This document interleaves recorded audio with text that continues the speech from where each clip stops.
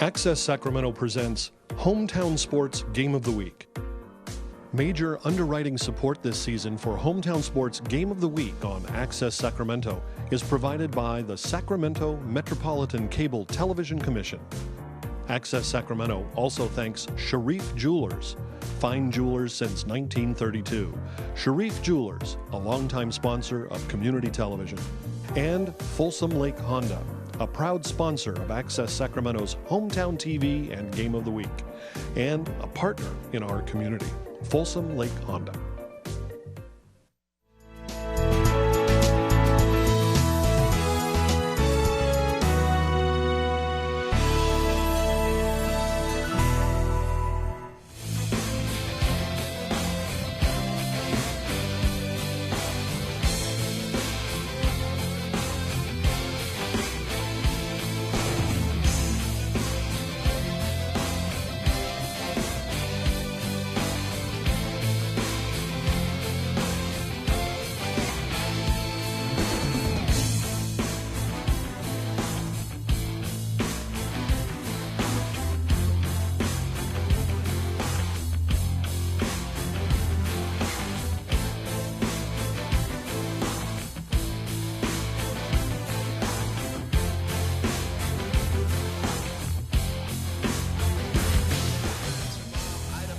The heat wave that had engulfed the Sacramento Valley earlier this week has dissipated, replaced by cooler temperatures and gusting winds that certainly will have an impact on tonight's contest.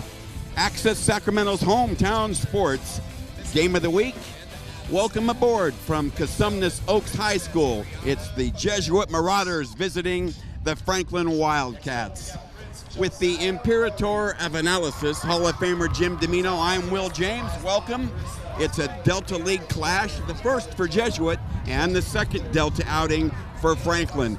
Both teams, Coach, hungry for victory. Certainly they are in this wide open Delta race. We've seen several of these teams play, and as we've spoken very often about this is a league contest tonight, important clash for both teams. Their first one out of the box, and some very important other Delta League games going tonight. So this league is up for grabs.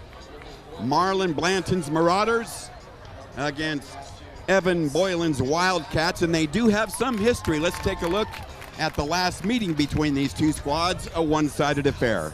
Well, it certainly was. Big Red jumped off to a 35-0 lead at halftime and just cruised from there. The Marauders rushed for over 480 yards. And Rutherford, their halfback, who is a major college recruit, carried for 3 TDs. So it was an easy victory for the Marauders. Well, the last outings for these two squads, both of those games had lopsided scores, but they were on opposite side of the ledger, Coach.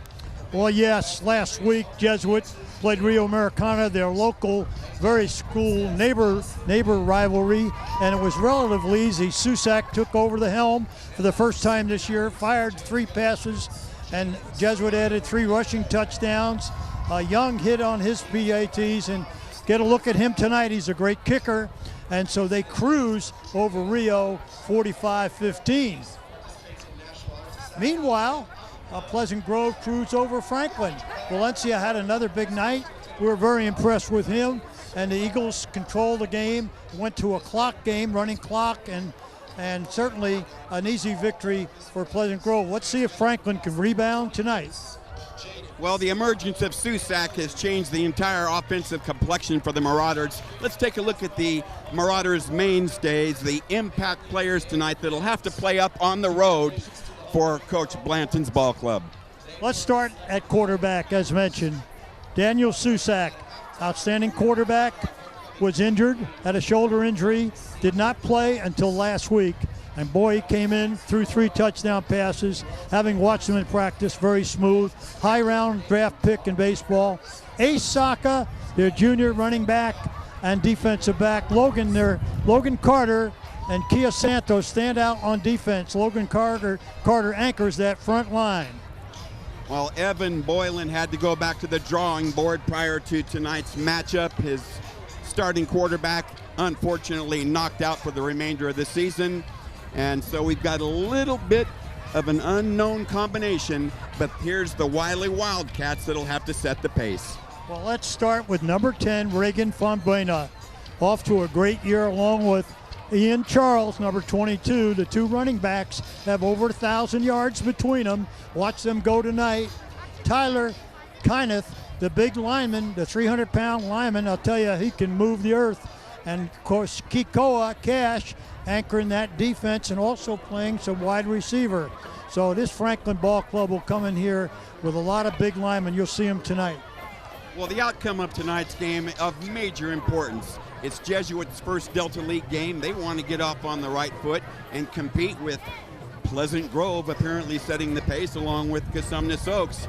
And for Franklin, coming in at 2-3, they've already had one Delta game and dropped it, as you saw with the previous graphic. They need to get on the board to keep pace with the rest of the Delta. So it'll be tough for both squads out here under these gusting conditions. Don't wander off, because when we come back, we're going to join our esteemed colleague, Lauren Goodman, who has more on tonight's big matchup. Stay with us.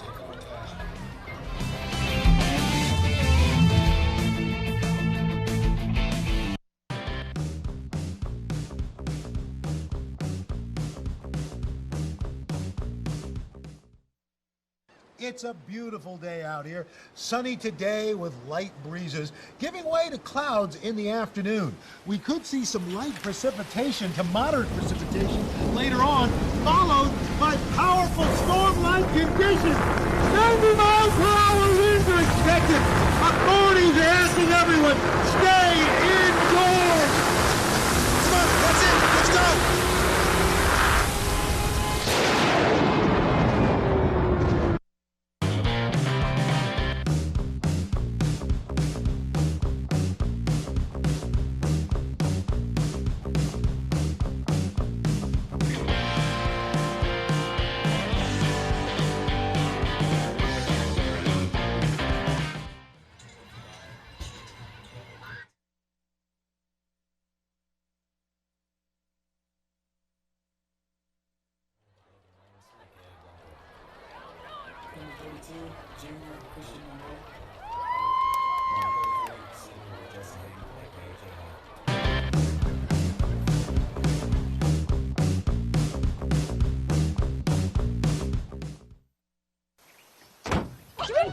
They'll test you. Try to break your will. But however loud the loudness gets, however many cheese puffs may fly, you're the driver, the one in control. Stand firm. Just wait. And move only when you hear the click that says they're buckled in for the drive. Never give up till they buckle up.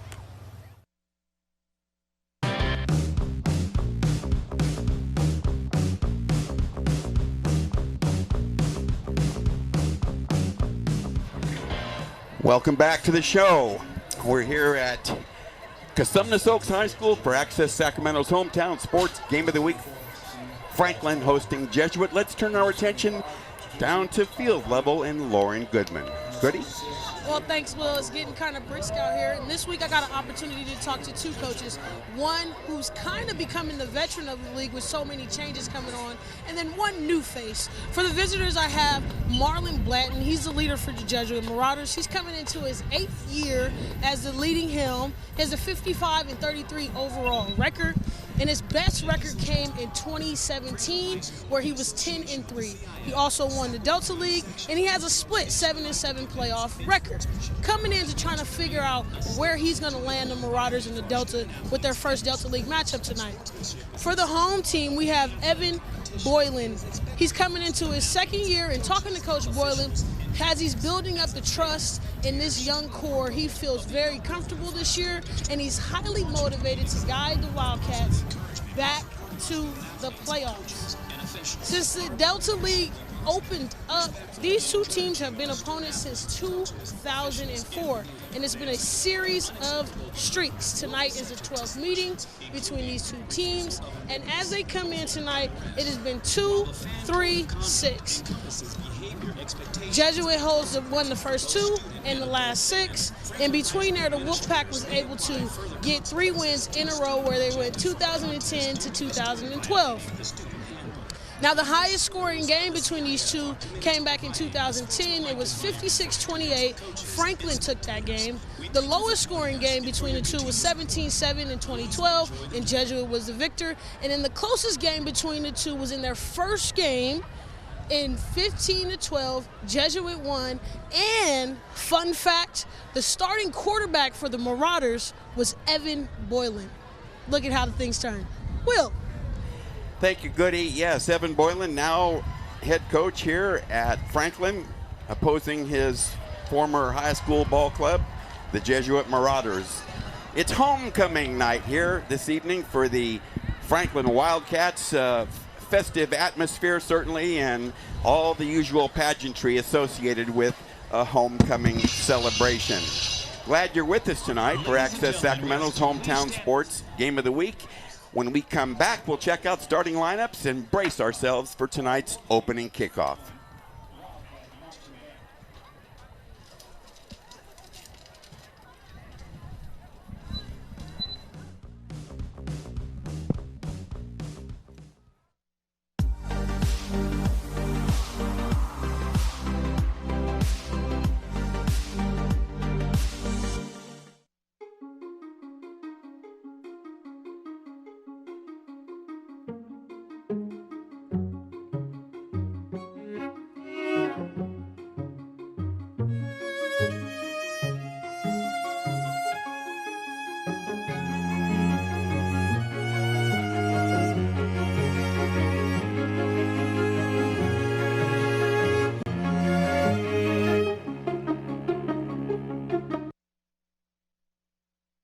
Here's something we bet you didn't know. Nearly half of all cancers can be prevented. That's right, half.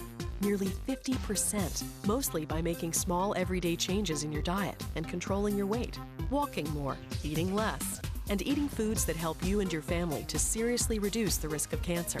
And of course, by not smoking. Visit the Cancer Prevention Together We Can website and get a free 30-day planner filled with tips, recipes, stats, and more about protecting your family. Go to prevent50.org.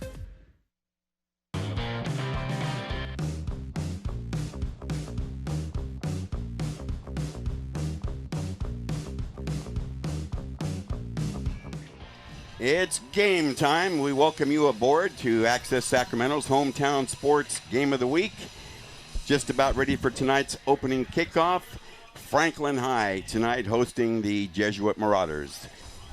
With Jim Domino, I'm Will James. We've got ourselves an interesting Delta League matchup tonight, Coach, with lots of questions that still need to be answered. Yes, we do. Jesuit comes in here with a very young squad, returning 2 on defense and about 4 who have played a little bit of offense, but they were wiped out with a great senior class. So this is hopefully not a rebuilding year for Coach Blanton, but this is a great matchup here tonight.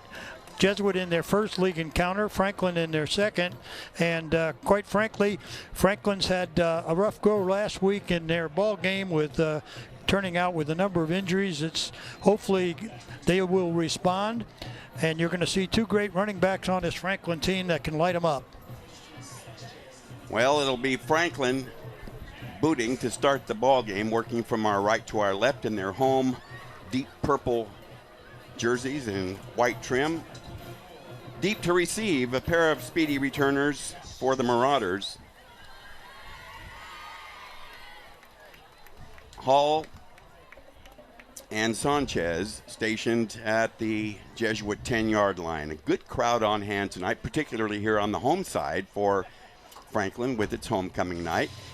Kickoff short and toward the near side, enough to take it at the 15-yard line, and trying to work to the lateral part of the field, and a decent run back to start things off for the Marauders on the run back by Sanchez, and that's where they'll open shop just outside their 30.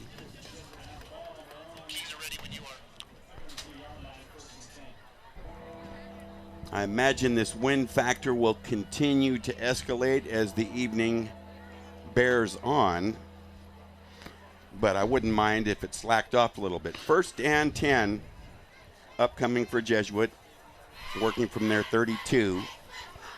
Their Houston split back veer and a nice burst up the middle, crossing the 35 to the 36. And let's take a look now at the offensive unit out there for Marlon Blanton's 1-3 Jesuit Marauders. And they have just had their number 1 quarterback reinstated, Daniel Susak, at the controls. A week ago, he fired 3 touchdowns in their big win over Rio Americano. 2nd and 6 after the gain of 4. Quick hit out to the left side and first down yardage on the scamper after the grab. And that was Jagger Saka. First down, moves the chains. And let's set the rest of the lineup as you see there. And that front 5 is really going to have to do the job tonight, anchored by Kime.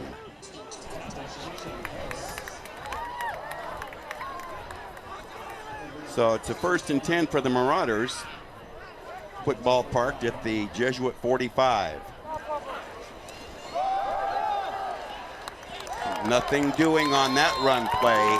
Excellent defense by Franklin, and we'll set that Wildcat defense that really has their hands full tonight, trying to slow down Susak and the Marauders. There you see their defensive alignment there. Ian Charles, one of their key stoppers, and Pone Boyna, their top tackler. Then Cash in that linebacking core is going to have an important piece of tonight's ball game.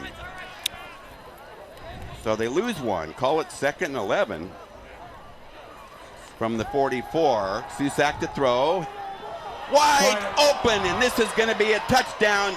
Jagger Saka as they sting the Wildcats with a pass to an uncovered receiver. He was open from here to Merced.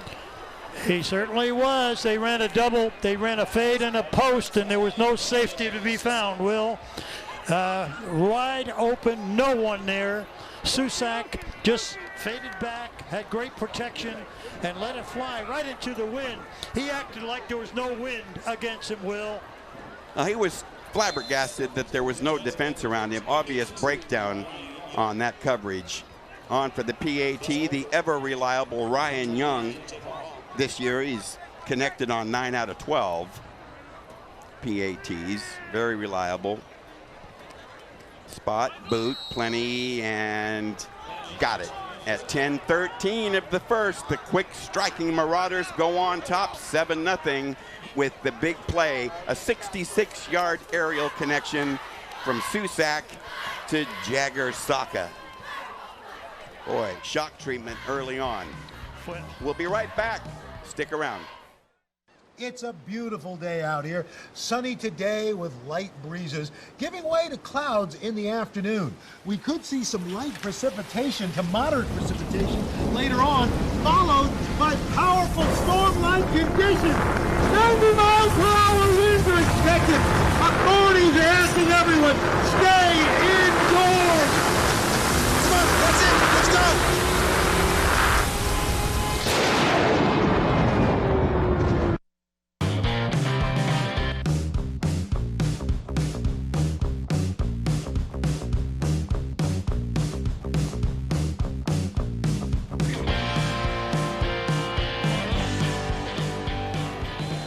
Jesuit lining up for the kickoff following their quick strike touchdown on the pass from Susak to Saka. Ryan Young to do the booting. A trio of deep receivers, but it's a short pooch bounding outside the 20 and picked up on one bounce, and not much going on for Josh Trasinski. Good downfield coverage, but slightly above average field position coming up for the Wildcats. And young quarterback Denzen Cortez. And they'll open shop at the 27.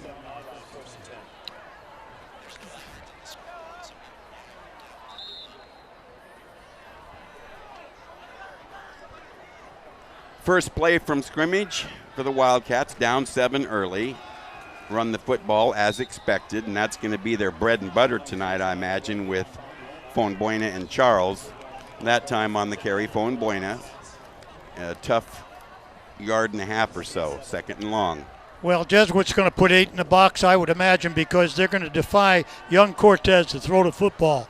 So you're going to see see a combination of 8s there as you're looking at it right now. It looks like a 4-4. Motion in that Wildcat backfield, and they run it and pound out another 2 to 3 yards. They cross the 30 to about the 32, and that's going to bring up a 3rd and long. The offense for the Wildcats really under the gun with the absence of starting quarterback Brandon Bautista Rundgren. There's the alignment there you see. In the backfield, Cortez getting the call. And they're going to work that run game with Charles and Fonbuena, and that offensive line is really going to have to do the job tonight against that defensive front of the Marauders. They run it inside. Quick opener, but they're shy of a first by a yard or so, but they do cross the 35. They park it at the 36, so they're a wee bit short. Well, they're about 2 yards short. They get a good measure on that, Will. Well, the Marauder defense so far standing tall. We'll see what they come up with. Logan Carter and Kime in the middle at defensive tackles, prominent, and the linebacking core ready among their top tacklers. And then the 3 deep secondary. Well, see if he tries to draw him offside. Not enough. They're stuffed at the line. Don't know about progress. They may measure, but he looks like he's short. No daylight that time. He reached over, and they gave, he extended his hand, and they gave him a good mark, Will. It's very close.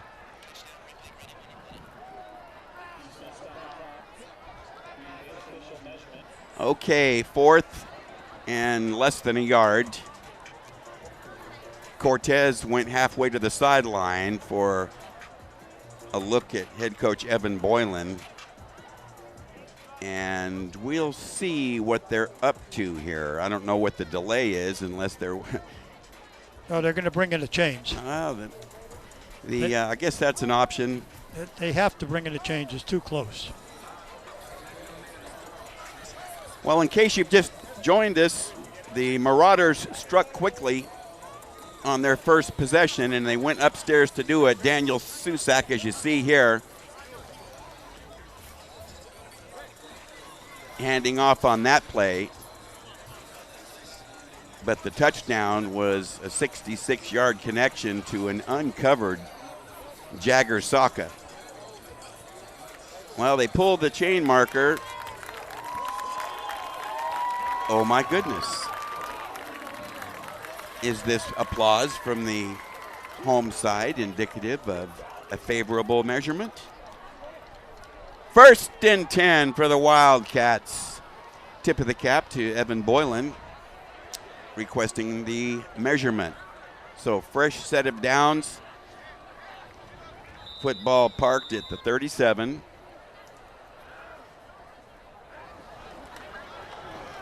Run, and stacked up. It's going to be real tough to pierce that defense with 8 in the box.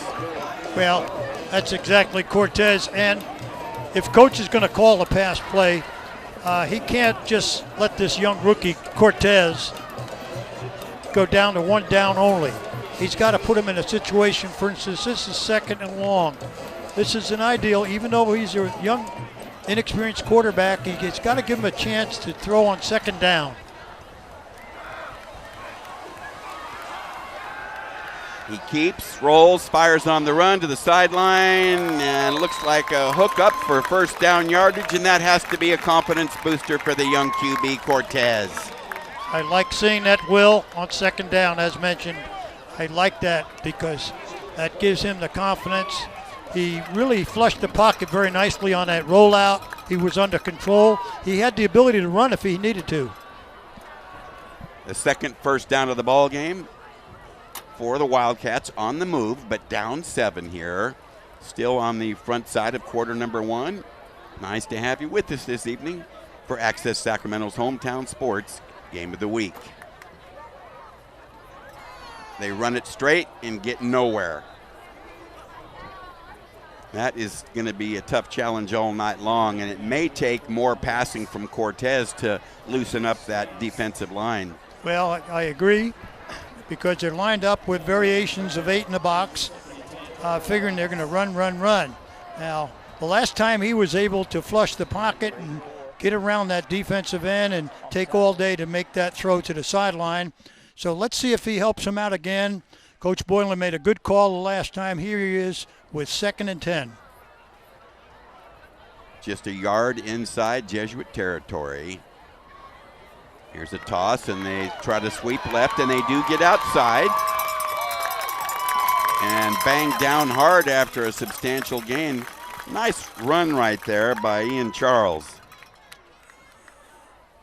Very nice. He turned the corner. Once he got around the corner, he showed some speed here. The Jesuit did not show that much speed at the corner and the defensive end position because he broke the perimeter. Gain of 9, 3rd and 1. I like that sweep call. Let's see what they try for here. Clock rolling at the 6:40 mark. First, motion in the backfield. They get the first down, but not a whole lot more as the defense recovered quickly to drive him back. But Reddy, one of the top tacklers in the area, all over that play, but it is the first down for the Wildcats, their 3rd on this drive. Well, outstanding blocking. They pulled that left guard, and it looked like Eric Mayall pulling up the hole, leading the way. All they needed was a yard or 2, and they picked up about 3. So this is a nice drive going for the young Wildcats. It is indeed. Fresh set of downs. He's going to throw. Looks left all the way, airs it out, and overthrows double coverage. The intended receiver was bracketed that time, front and back. But it was a nice stretch as they sent Malik Johnson deep and at least tested him and kept him honest on that. Well, it did. It kept exactly what you said, Will. It got the corners backed off. They ended up dropping 6 into coverage, and now they're saying, this kid can throw the football, and he's got the wind behind him here. He's got that south wind to go deep, but the middle is wide open, and watch him. He looks like he's capable of running around the perimeter as he showed once before. 2nd down. They run right off tackle, and the pile pushes forward a little bit, and they get a couple on the play, but it's going to bring up 3rd and long. Charles with the carry. It'll be his number and Fon Buena's number called a lot this evening. 3rd and 9. Back to the huddle from the sideline is Denzen Cortez, who so far has engineered this drive nice, but here's a clutch 3rd and 9. Let's look at that Jesuit pressure now. They toss. A nice cut inside. Dropped at the 31. I should say, well, near the 30. They're going to be short by a few. 4th. And they're going to need 3. Well, Ian Charles, that play is designed to sweep left, but he cut in the running lane and thought he had enough of a hole there to make it. Here we are with 4th and 2. They've got to go for it, certainly, and keep the football away from Jesuit. Gain of 6 on the play. Closer to 3 is what they need from the near hash mark. Play fake. And nowhere to go is Jaden Baylor. That play was busted early. The blocking was disrupted, and Jesuit diagnosed that pretty well. The ball goes over. Well, I'm a little surprised at that play. That's a long 3. To get 3 or more yards on that type of play, Will, is questionable. And Jesuit was waiting there. Okay, the Marauders with possession. They're going to open up in good field position. Susak hands off, good running room. Nearly a scamper of 10 on the play. And I'll tell you, Ace Saka almost got the full 10. They are going to give him the full 10. Well, between and Kai Santos, I'll tell you, those are two pretty good running backs. Santos is only a sophomore, and he is a good-looking runner. The gain to the Jesuit 43, 4:10 to go, flip side of quarter number 1. Fake it, give it, and about a 5-yard run just shy of midfield. Once again, you see 34 Ace Saka picking up another 6 yards. Jesuit line doing a job. McLaughlin, Stone, Seymour, Hemmert, and Kayam are really getting off the football up front. Gain of 5, make it 2nd and 5 from the Jesuit 48. Susak engineering a deliberate drive here. He's shown more run games so far, but did click for the long TD pass. A bobble, and he picks it up and fires all alone, left sideline. It's a big gain, a reception. Can he take it all the way? Touchdown, Marauders. Again, busted coverage, and Nate Lewis all alone, despite an underthrown pass, was able to take it all the way. 48 yards. And the lead stretches now 13-0. It comes at the 3:18 mark, on for the PAT. Reliable Ryan Young.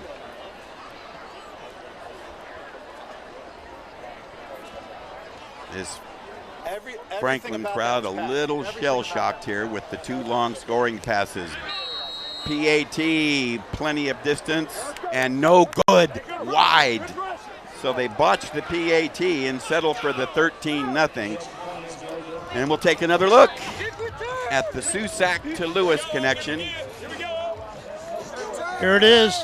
Despite a fumble, as you mentioned, Willie got a wide open man. We'll be right back.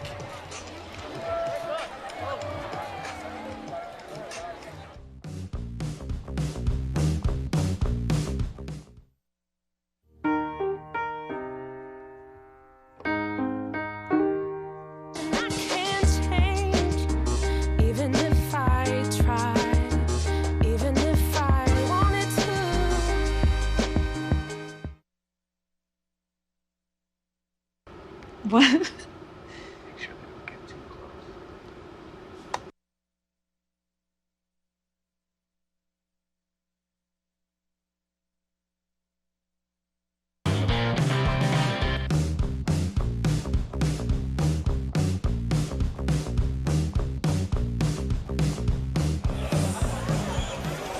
Well, the quick striking Jesuit Marauders have posted 2 touchdowns here in the first, both of them on long scoring plays, passes from Daniel Susak to a pair of wide open receivers, Jagger Saka and Nate Lewis.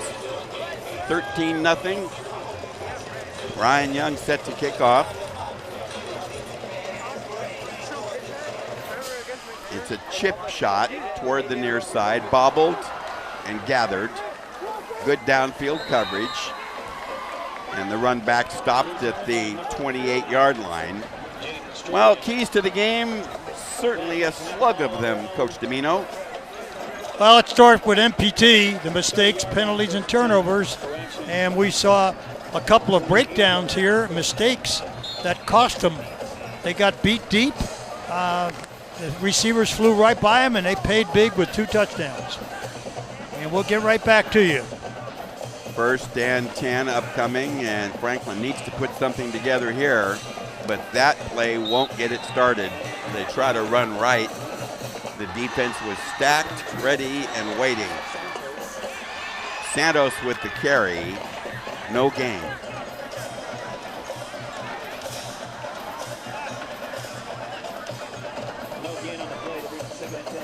So they'll try it again from the 28-yard line. There we go. Let's get back to the keys. Marauders pass protection, and you see their pass protection. They haven't touched Susak in 2 attempts there downfield, wide open. 3 attempts. Cortez to throw, short flip off the hands of his intended receiver that time, Cash. 3rd and 10. 3rd and long, a big down here. This certainly, Franklin's got to get something going here. They had a nice little drive going and petered out. And to finish my keys scoring contest, where's the defense? And we're finding that out that they've given up 2 huge plays now, and they're going to have to play better defense than this. Meanwhile, Jesuit's digging in, trying to stop the run in Cortez when he does throw. 3rd and 10. We'll get to the matchups later. They run it right up the middle of big hole, and looks like he's got enough for a first down on that carry. Baylor with a burst, and they move the chains. 1st and 10. I like that call. That's a great draw play to Baylor, and he did show a lot of speed. Jaden Baylor really exploded. So a fresh set of downs. That's the 3rd first down. Correction. The 4th first down for Franklin here in the first half, but their long drive stalled out near the 30 last time. That was Baylor in motion. They run it up the middle for a hard-earned 4 or 5 yards. Boy, the pile just kept going. Hard running there, and Fonbuena is noted for that. Gain of 6, 2nd and 4. Baylor getting more work than maybe we counted on in this game. And Fonbuena still a workhorse.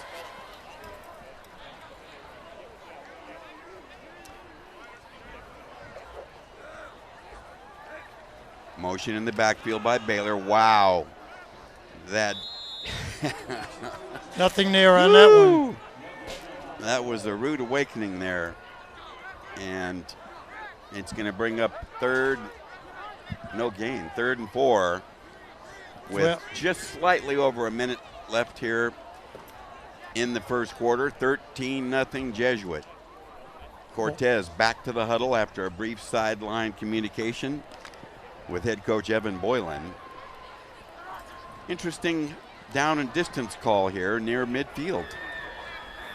3rd and 3. More motion.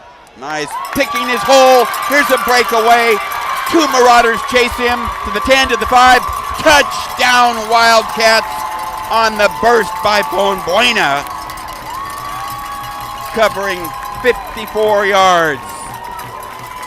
Great line blocking.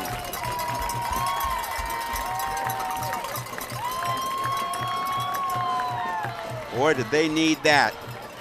Well, they needed that. Was a good shot in the arm. I'll tell you, he showed me the speed. He had front speed and late speed. He split the safeties. They were gone. I mean, he ran by them. On for the PAT. Josh Trzynski spotted, booted. Got it. 32 seconds left here in the first. And as we go to break, here's how the Wildcats got on the board. A quick opener. He sidestepped one guy, and then it was free sailing as those safeties just couldn't make up the ground. We'll be right back.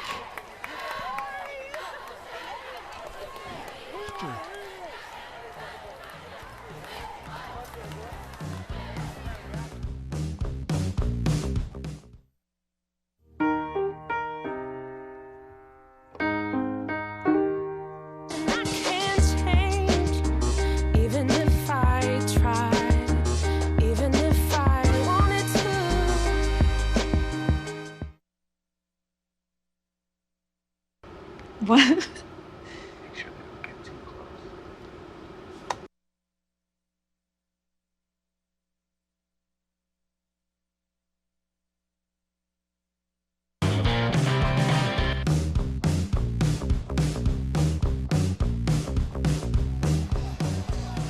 Well, if ever the Franklin Wildcats on homecoming night needed a shot in the arm, it was right then, and they sure did get it from Fonbuena.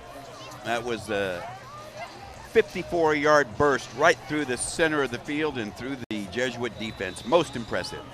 Yeah, he showed speed, front speed and late speed. There was a big hole to begin with, but then he shot through it, accelerated. Like I said, Saka isn't the slowest guy. He ran by number 13 pretty, he wasn't there. So I'll give credit. Fonbuena and Charles, I'll tell you, that's a dynamic duo over there. So Trzynski set to kick off. Got a 13-7 game. Nice driving kick. Sends the returner back into the end zone for a touchback, and the Marauders will come out 1st and 10 from their 20 with about 32 seconds left here in the first quarter.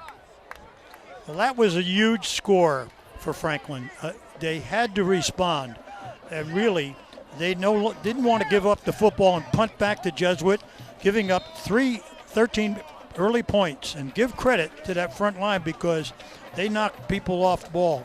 Keinrith, Tuolani, Lloyd, Mayall, McCartney did a good job up front. Okay, the Marauders send double wide receivers to the near side, and backs are split behind Susak.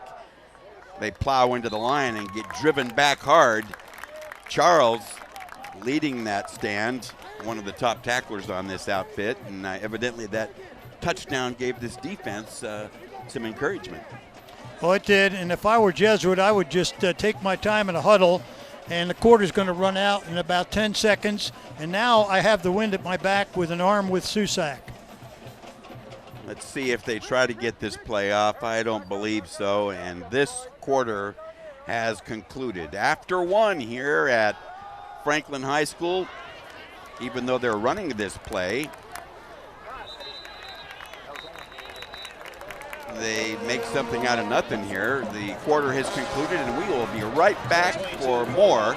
Well, let's hold it right here because I want Coach DeMano to talk about tonight's big matchups. Okay.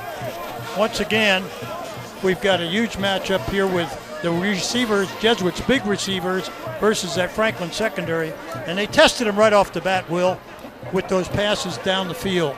Wildcats running game against Big Red D, well, that's showing up too. We're watching that Wildcat run game, and it looks pretty good to me versus Big Red. Now, Big Red's playing with, 8 in the box to try to stop that running game of Fonbuena and Charles.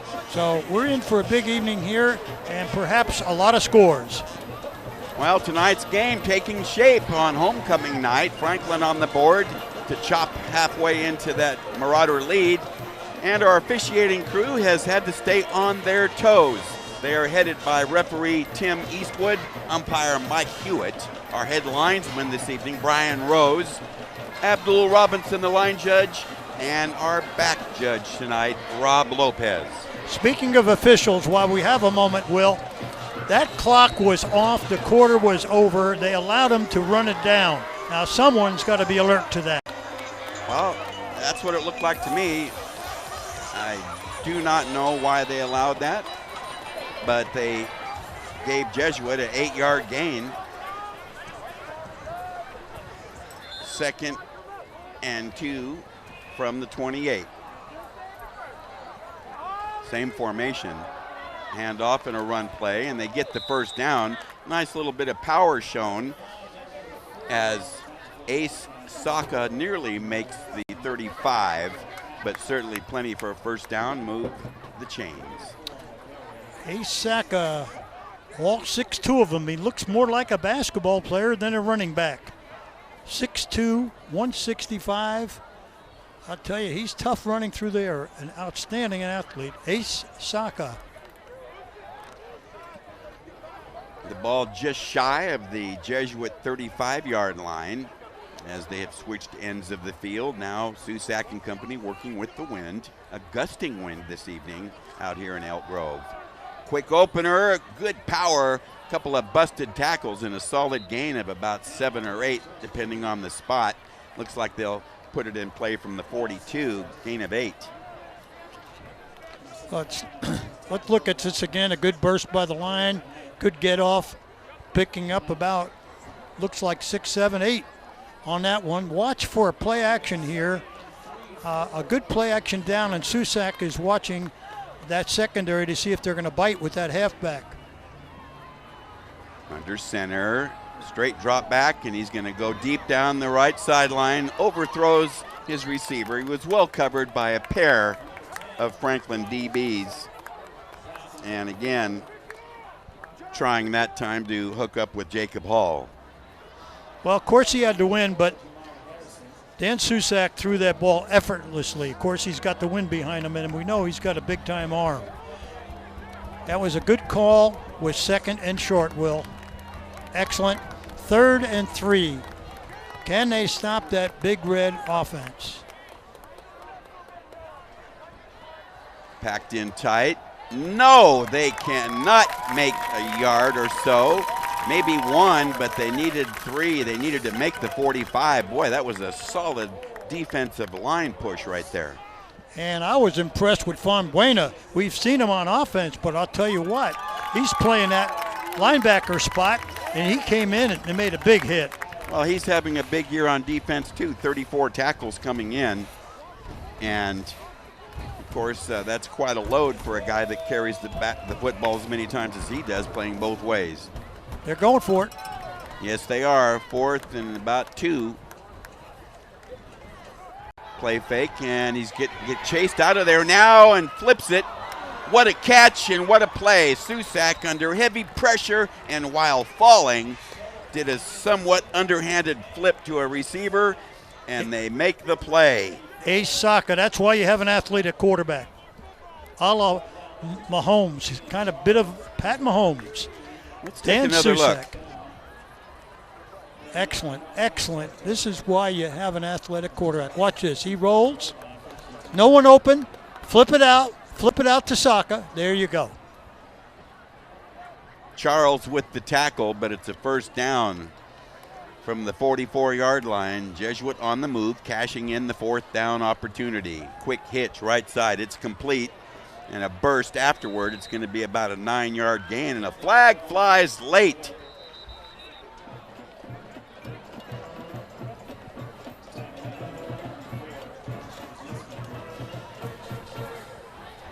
Don't know the nature of the penalty. As you see, our game referee, Tim Eastwood,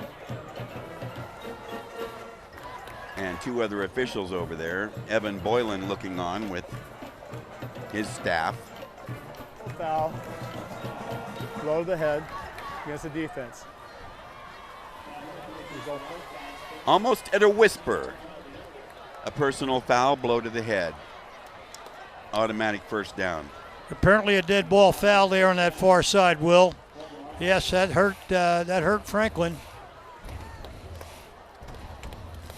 So we talked about mistakes, penalties, turnovers. That penalty really sets up the Marauders in the red zone. Quick hitch right side, and the same dividend paying off. The short throw and then motoring ahead before the defense recovers. Well, the old saying is, you tell your quarterback, take what they give you, Will. And if they're not going to cover that short sideline, near sideline, it's a flip. It's an 8-yard, 10-yard pass. And if the corner on the short side is going to play off 8 yards, you can bite off 5, 6, 7 every time you want it. Gain of 5, 2nd and 5. Inside the 15-yard line. A run play right up the middle, gets inside the 5 and nearly takes it home. Well, boy, that was fast. He hit the hole quick on the dive, and I'll tell you, a good push by the right side. Look, there's a simple dive play right up there.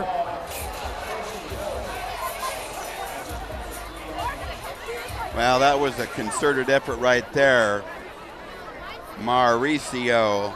Margia Sorin with the carry. Double wide to the right, backs are split. Pitch, run wide, touchdown Marauders, rather effortlessly on the carry by Ace Saka. They ran a simple dive option, and everybody tackles Sorin and leaves the pitch back wide open. No one covered the pitch. I don't think Susak can believe it himself. They all converged on the dive back. Well, if he's in disbelief, I imagine Evan Boylan is even more so. Very definitely. 3 touchdowns Jesuit has had, there's been no defense around any of it. Well, you know, that was a simple dive option. 2 passing scores from Susak and a rushing touchdown now from Ace. Pete on the way, got it. at 8:44. Here's how the Marauders get back on the board to stretch their lead again. Easy money. We'll be right back.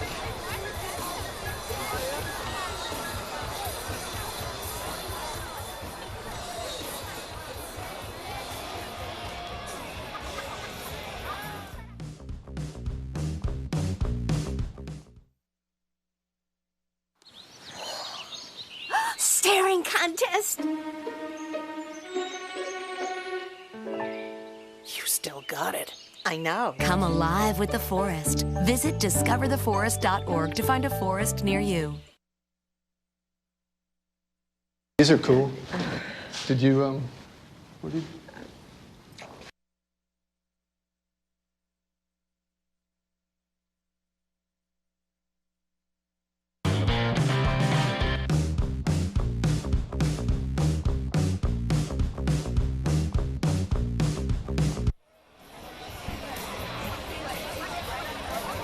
So we've got a hungry Marauder offense pretty much doing what it wants so far. They've posted 3 touchdowns here in the opening 14 minutes or so.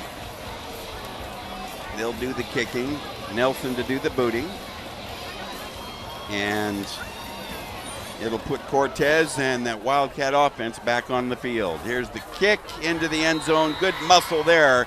Touchback. 1st and 10 out to the Franklin 20. Well, with this strong south wind blowing, Will, I would see the kickers, it's a dream night for them. Anytime you're kicking south to north in this field, with that strong wind, the chances are strong with touchbacks and no runbacks.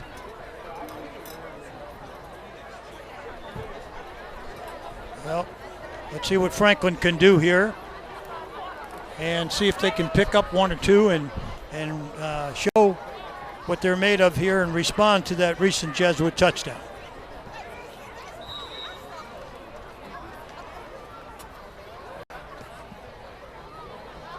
They toss and try to sweep right, and the play is busted after a short gain. They get a few on the play. It's going to bring up 2nd and long. You know, we often talk about the level of competition. Here we have it. The level of competition. You see Jesuits' opponents are 9-9. Franklin's opponents are 13-9. So that's pretty good. Jesuits within that 9-9 has played 2 heavyweights, certainly, and Franklin has had a pretty tough schedule as well. So it's a good matchup. Cortez keeps it on the ground. Buena finds more running room and gallops for a 1st down before being dropped just shy of the 35.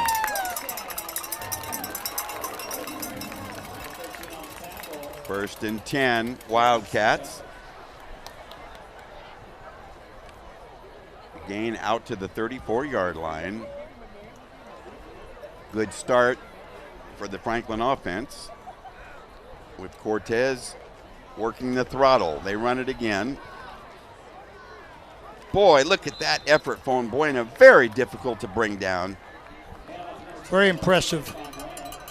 Yards after contact are outstanding.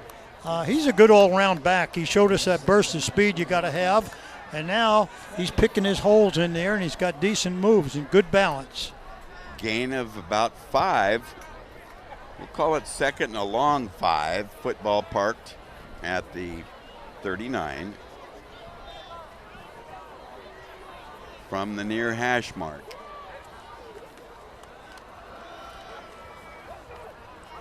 The give to Charles, and the Marauders saw that coming all the way. That play was strung out laterally and stopped for no gain. Nowhere for Charles to go there. Big 3rd down. Once again, it's Cortez going to throw. Jesuits lined up in a 4-man front. Let's see what they do with their 8-man box. Now with a 53. Up the middle, that's been the soft spot. They're going to be shy of a 1st. It's going to leave them about 2 yards shy. We'll call it 4th and 2. Let's see where they parked the football. Well, he gave him a good spot there. They sure did, to the 44. 4th and 1. Boy, that was very generous. Not even 1. That was very generous. Wow. Well, if our spotters saw clearly, wow, it would appear that Karan Reddy of Jesuit may have, as you see there, look at that left mitt on Reddy, number 12. Yep. Evidently broken bone. Here we go, 1st and 10. Turn and give, not this time. Charles got greeted by 3 Marauders. And nowhere to go. Glad it wasn't me.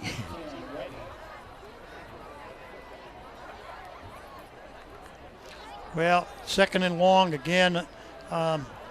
Ever since that one bad pass, why looks like Coach Boylan is just going to stay on the ground, Now, this is a great opportunity. It's 2nd and 10. Looks like a 4-man rush. And he rolls away. The run is on the run to the sideline, broken up. Nice timing and good coverage out there by Anthony Chidimi Alfaro. If Cortez decides to run, he's got a minimum 10-yard gain. Minimum 10-yard gain. He was around the corner and almost over the line of scrimmage. He broke the perimeter on the far side. Well, a young quarterback learning on-the-job training here. Thrust into the fray this evening due to the unfortunate injury to Franklin's starting quarterback, Brandon Bautista Rundgren. So the junior gaining experience with every play, but here comes a big 3rd and 10. And a line jump by the Marauders. Encroachment against the defense. Still 3rd down. And you hear the demonstrative call by referee Tim Eastwood.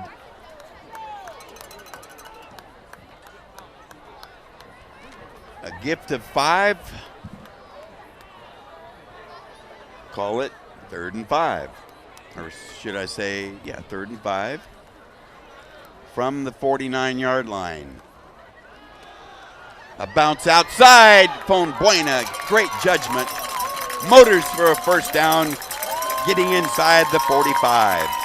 Well, I tell you, that's as good as it gets. There was very little there, but he bounced it outside, picked up plus yardage, moving the chains. Very impressive run. Outstanding. I'm very impressed, and I can see a huge difference. I mean, he was a good runner last year, but to me, he's become a complete football player. Nice compliment, well deserved. I formation this time shown. Turn and give. Buena that time swallowed up by the Jesuit defensive line. That's been a real battle in the trenches, one that you always look for, Coach Domino. The offensive line for Franklin really on the spot tonight because of the emphasis on their run game. Well, they certainly are, and thus far, McCartney, Mayall, Lloyd, Kenneth, and Tulani are doing a pretty good job, I think, against a decent Jesuit front. And particularly early in this ball game, they've almost, Jesuit started out with that 4-4 and 8 in the box, and now they're having to mix it up because Cortez is gaining a little more respect, and they know he can break the perimeter and get outside. Well, if you were calling this signal, I think you'd prefer to throw on this down, Coach. Yeah, I would roll left, definitely on the play action. He might be changing it now. A flag flies from the back judge. Delay of game. So the Wildcats give back the 5 that they picked up on the encroachment. Now make it a very difficult 2nd and 15. Does that change the play call? Well, definitely. If they don't run draw, they've got to run that play action and roll left to the far side, to the Jesuit side of the field. And if the receivers are covered, Cortez has got to be willing to take it on his own. It's about time they went to number 44, Johnson, who's had some key catches for them, but they run it up the middle and it's contained after a 3-yard gain. Tough running again. Well, it is. They got a portion of that penalty yardage back, Will, but not all of it. It still puts them at a 3rd and long.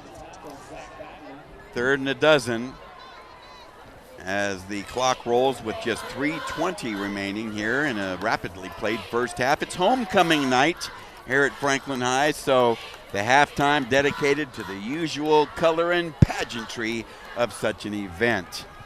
But still, better than 3 minutes left here in a key 3rd and 12 upcoming. Play fake, heavy rush. He steps away, grabbed and sacked. Well, there's a lot of pressure there applied by Jesuit, coming from the outside and inside, and particularly pressure from Clay. Yes, definitely Clay coming in there from his outside position. Noah Clay can play inside back or outside back, or forcing now Franklin to punt the ball away. Let's take another look. The pass protection broke down, and Clay, 45 there, brushes, spun away from the block, and was able to grab Cortez. That was a nice move right there. It was. The spin move. Yes, it was, and he didn't give up. So punt formation shown by the Wildcats. A quick step up. They let it bounce, and it bounces backward before it's downed outside the 40. They picked up 9 yards on that punt. 9 yards from the line of scrimmage. So I'm sure if they knew that ahead of time, despite the long yardage, they might have gone for it. Jesuit in a great field position to try to put a quick score on, and they got the wind at their back. Less than 2 minutes remaining here in the first half.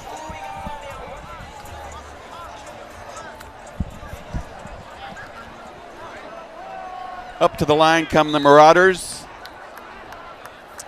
1:57 left here in the second quarter. Single safety. Susak wants to throw, steps away from trouble, and dropped after he gains a couple on a scramble. Now, the Marauders, really, their offense has come alive since Susak entered the picture last week, and the mainstays are great complementary players. Well, certainly both those complementary plays, Asa Saka and Jacob Hall, are outstanding. As you see, look at the carries here. Asa's carrying the workload up front with that run game. And Jacob Hall having a terrific year, particularly with 2 TDs, 17 yards on his average catch. Will, it's outstanding. And that's the kind of thing they need, balance. Balance in their run game, balance in their passing game, and certainly Susak with already 5 touchdown passes in 2 games. So, well, I think he's certainly validated whatever compliments had been extended toward him before he started playing last week. I think any quarterback in the area would be very happy with 5 touchdown passes in a game and a half. Well, that's absolutely true. Now, let's see what he's got here with this situation here. He's got a 3rd and long. There's Jacob Hall coming out. I think wide. If he delays anything in the middle and he runs a double fade and they fly to the outside, that middle's going to be wide open. 1:39 left here in the first half. Susak and company would like to tack on another score before the intermission. Low snap, bubbled, picked it up, fires, incomplete. Nice recovery effort by Susak. That's a second low snap. The last time he threw a touchdown pass off that low snap. Cooper Schultz, the intended receiver.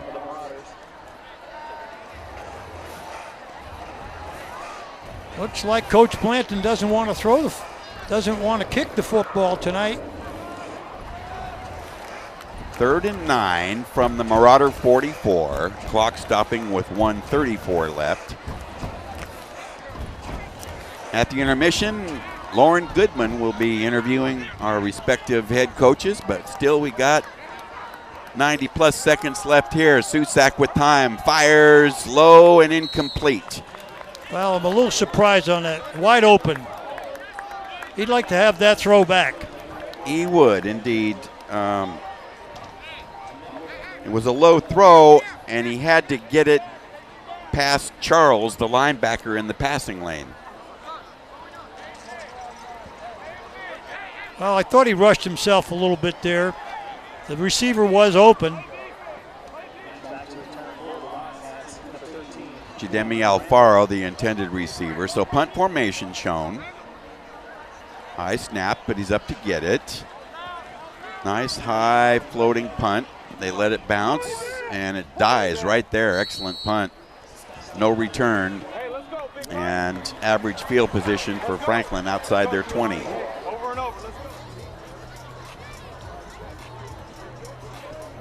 So with this little time on the board, Coach, is Coach Boylan going to try to drive the field with his junior QB or play for position and safety? Well, that's a good question. It depends on how much confidence he has in him. He's got to be very careful not to commit a turnover here and go behind by 3. So he's got to be very careful. He might just sit and run the football. Harrison in motion, double wides to the left. They do run it, and it's going nowhere.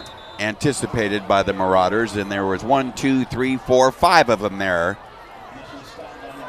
to take on Fonbuena. Right now,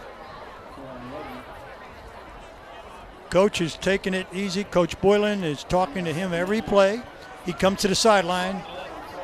Denson Cortez and probably saying, shoot, there's only 50 seconds in here. We're not going to risk it.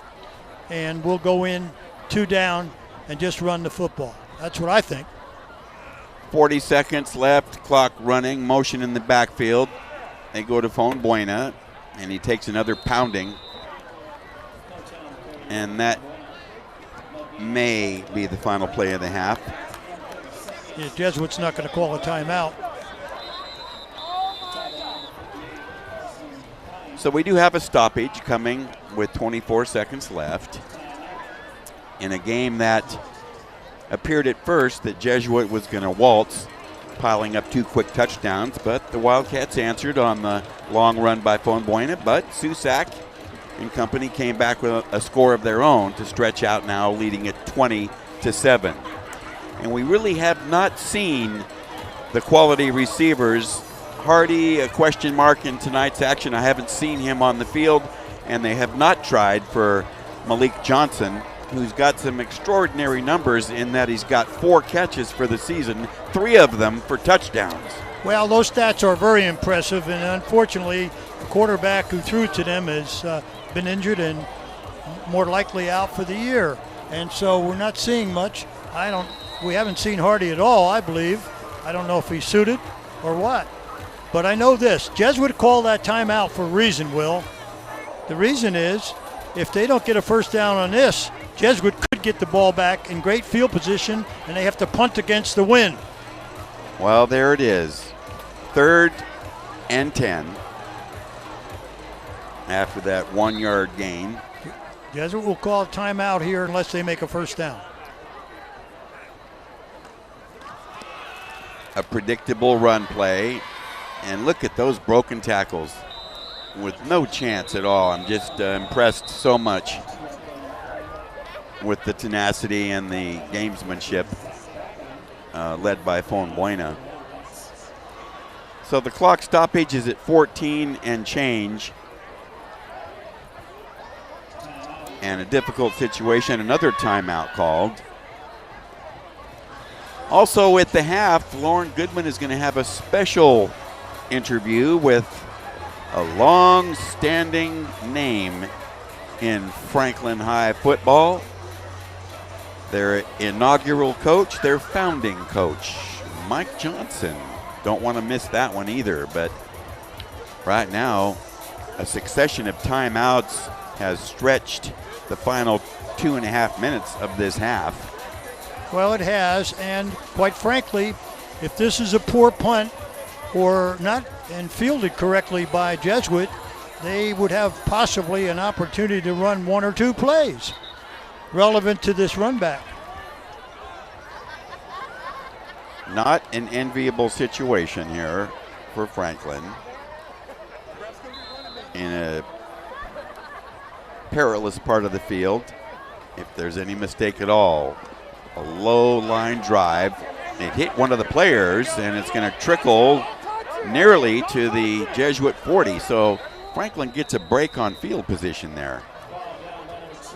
Certainly, the ball not being fielded was not a good thing for Jesuit. That's not what they wanted.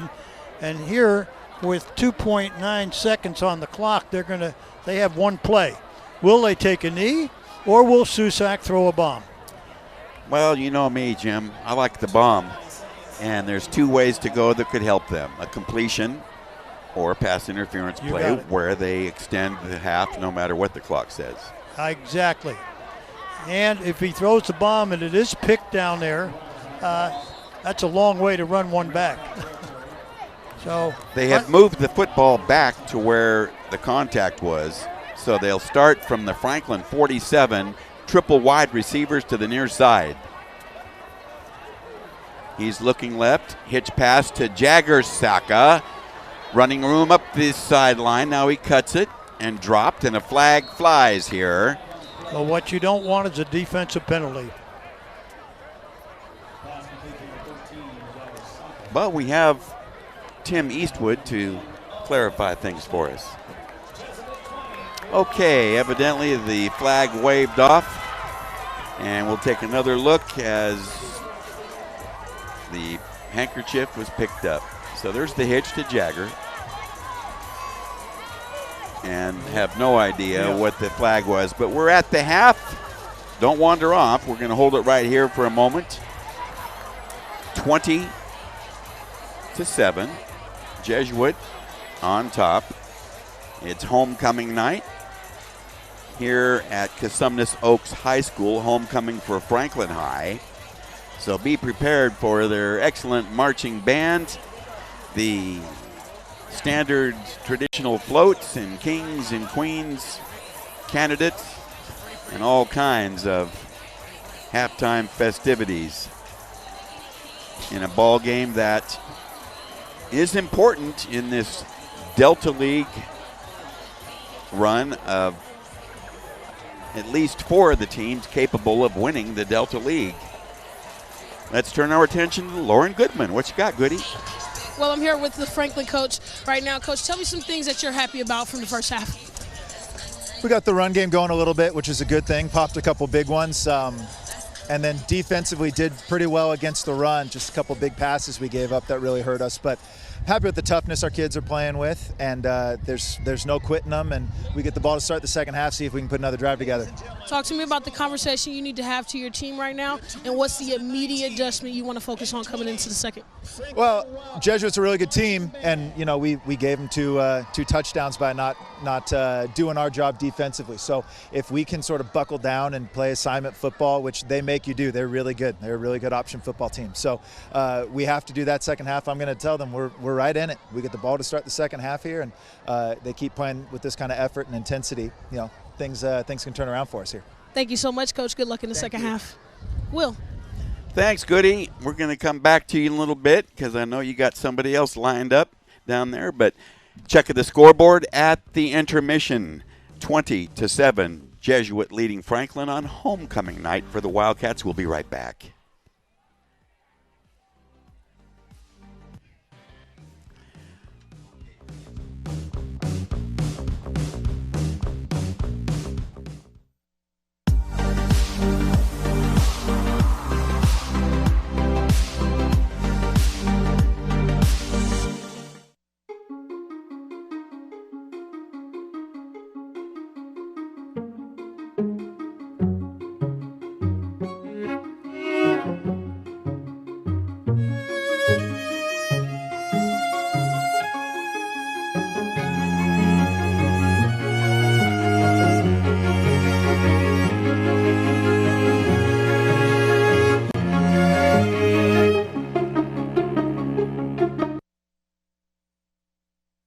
Here's something we bet you didn't know. Nearly half of all cancers can be prevented. That's right, half. Nearly 50%, mostly by making small everyday changes in your diet and controlling your weight, walking more, eating less, and eating foods that help you and your family to seriously reduce the risk of cancer. And of course, by not smoking. Visit the Cancer Prevention Together We Can website and get a free 30-day planner filled with tips, recipes, stats, and more about protecting your family. Go to prevent50.org.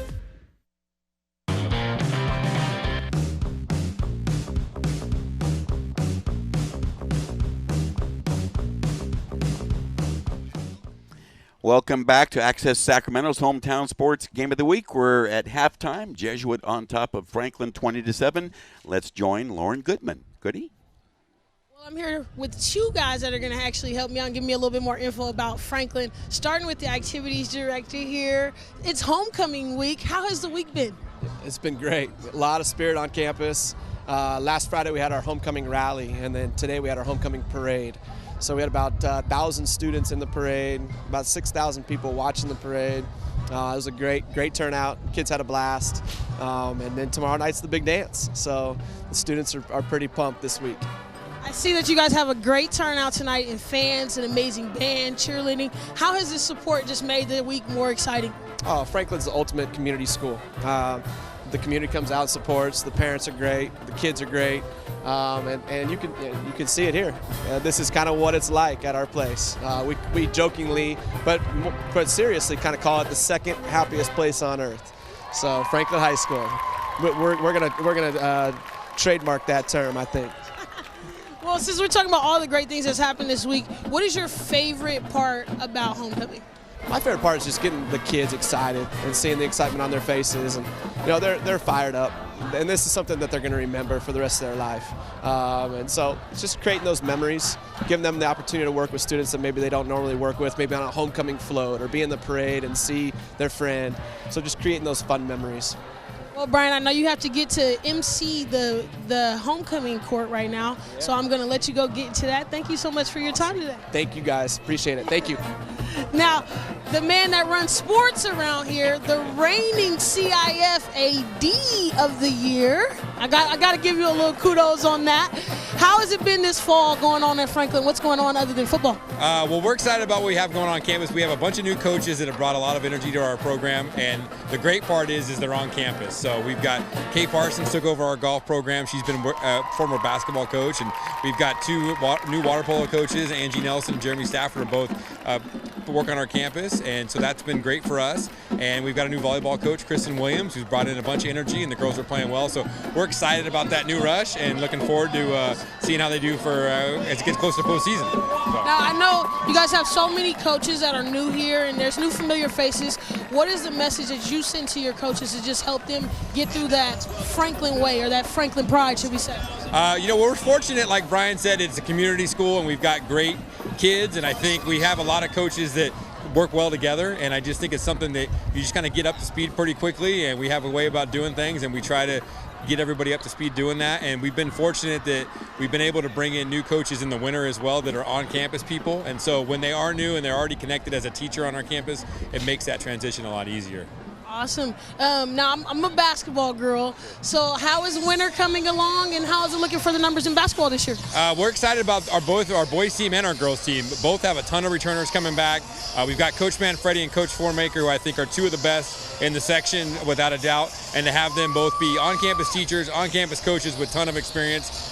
I'm looking forward to a great winter with not only our basketball teams, but our soccer teams are going to be good this year, and our wrestling team had a great year last year, and we're expecting them to build off of last year as well. So winter is going to be a big, exciting season for us, and of course, that leads to springtime when it's baseball season for me and Brian. So.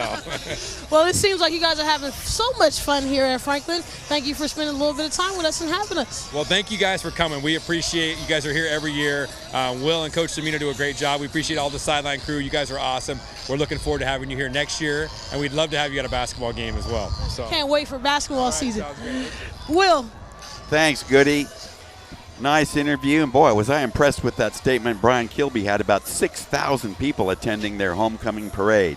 We're going to take a break right now. When we come back, a very special guest, quite familiar to Franklin High football fans. We'll be right back.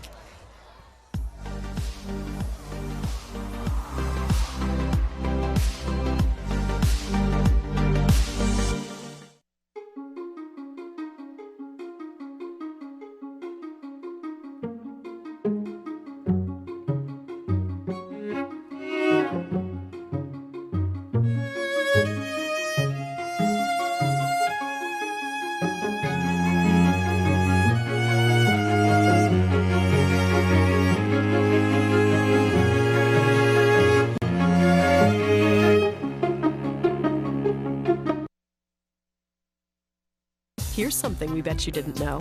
Nearly half of all cancers can be prevented. That's right, half. Nearly 50%, mostly by making small everyday changes in your diet and controlling your weight, walking more, eating less, and eating foods that help you and your family to seriously reduce the risk of cancer. And of course, by not smoking. Visit the Cancer Prevention Together We Can website and get a free 30-day planner filled with tips, recipes, stats, and more about protecting your family. Go to prevent50.org.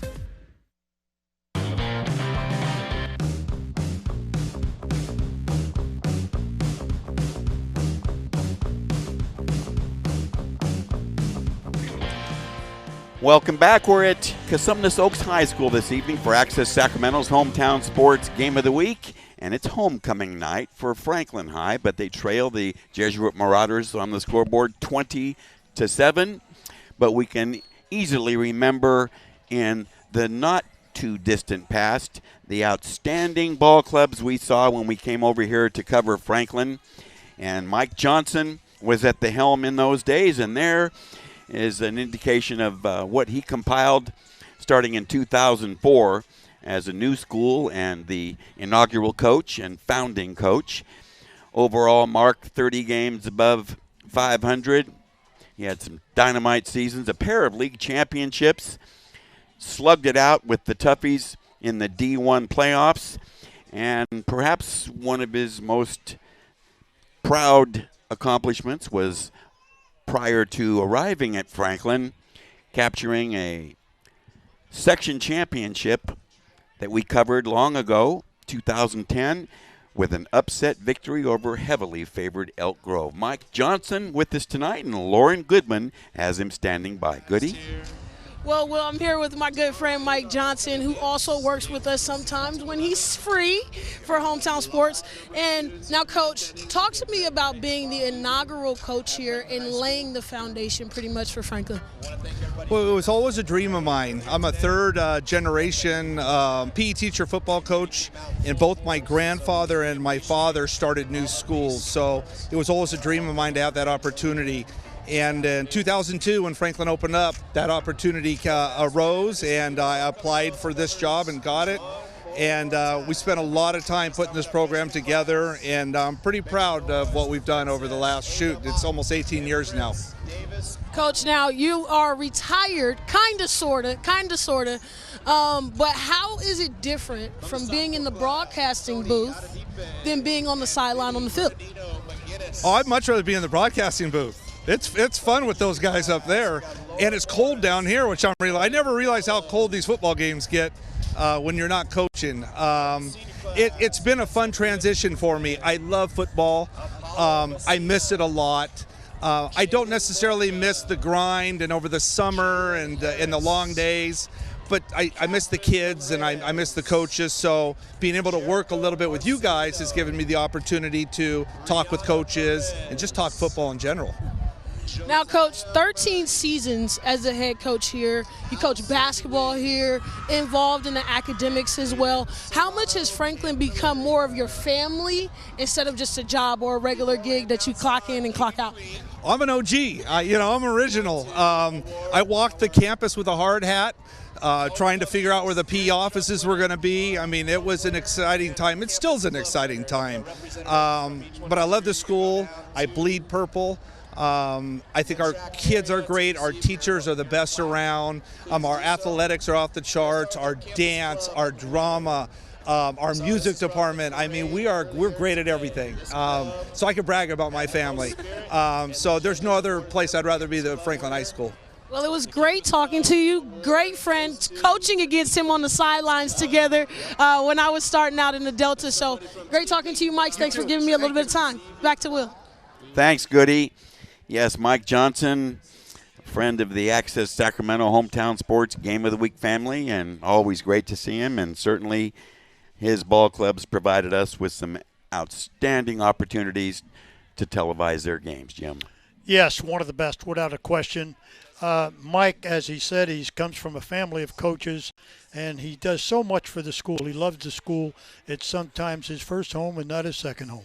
Well, as you know, Coach, I always look forward to the weekly rankings to see where you make the placements, and Domino's Dozen is a standard measuring stick for anyone in the area who's going to put out some rankings. Well, Folsom keeps on rolling despite a threat field goal game, beating Oak Ridge up there in Oak Ridge, and that's why they both remain 1-2, because until somebody proves otherwise, I feel they're the best two teams in the area. Inter come pressing hard, coming off a bye. Very strong ball club by Terry. Monterey Trail with only one loss. Rockland, Del Oro, and we'll get back to you. We'll complete the dozen in a moment. Let's bounce it back down to Lauren Goodman. Goody? Coach Blanton, you jumped out big, first Delta game. How are you feeling about your team right now? We're doing some good things.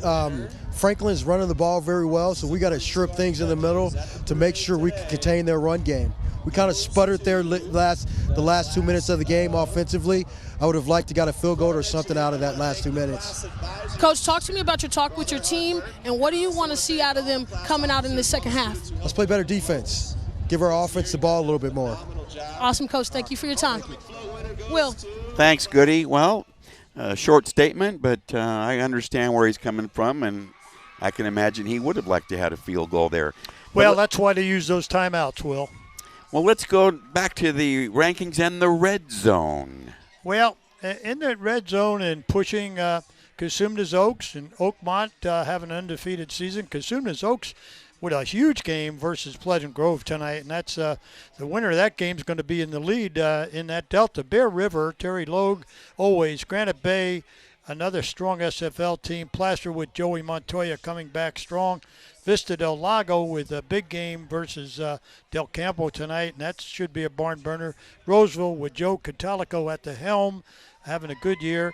And finally breaking in the top 20, Del Campo 3-1 coming into tonight. How about that? Well, there's 5 other teams trying to break into the red zone. Yes, they are. Rosemont, like I said, we've watched them, and they're getting into the heart of their schedule now. Very impressive win. We were there last week when they handled Kennedy, and a great job by Rick Wanlin. Lincoln is right there. Grant having a down year, but it's not over for Joe. Don't count really Mike, I should say, Mike Albergini. He's always right there. It's strange seeing Grant, Jesuit, and Franklin in 23, 24, 25. Normally you see them a lot higher than that. I couldn't agree more. Those are perennial top 10, top 12 teams, but everybody has peaks and valleys. Well, we've talked a lot about the Delta League and the balance of power, and this year being wide open, up for grabs. Let's take a look at the Delta League standings, where they sit now. Though we're early in league play, every single game meaningful now. Well, there it is, Cosumnes Oaks with that 2-0 lead, but the top two are locking heads as we speak. Big game tonight versus Pleasant Grove. Elk Grove pushing hard with a huge win over Davis last week. And, of course, Jesuit you're looking at tonight. They have a lot of weapons, and particularly getting Susak back. Franklin has got to come up with a couple of TDs in the second half. And then Sheldon. Tough league. It's up for grabs now. As you look at it, it has 2 parts to it, but I think everybody's in the race. You can't afford to get maybe 2 losses in this league, and with the head-to-head competition, there's going to be a lot of teams knocking off one another, Will. Boy, it's going to be vicious all season as far as league play is concerned, and several teams there that have a shot. Stay with us. We're going to come back after this short break and continue our halftime activities here on homecoming night for Franklin High School.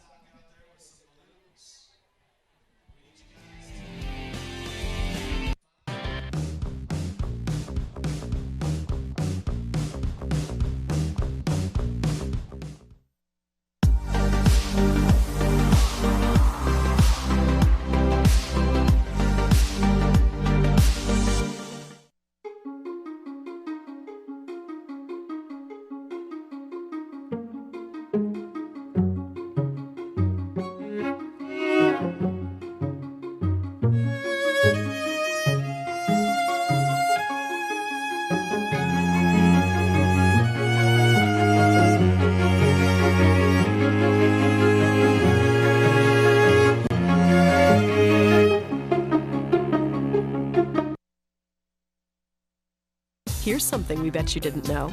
Nearly half of all cancers can be prevented. That's right, half. nearly 50%, mostly by making small everyday changes in your diet and controlling your weight, walking more, eating less, and eating foods that help you and your family to seriously reduce the risk of cancer. And of course, by not smoking. Visit the Cancer Prevention Together We Can website and get a free 30-day planner filled with tips, recipes, stats, and more about protecting.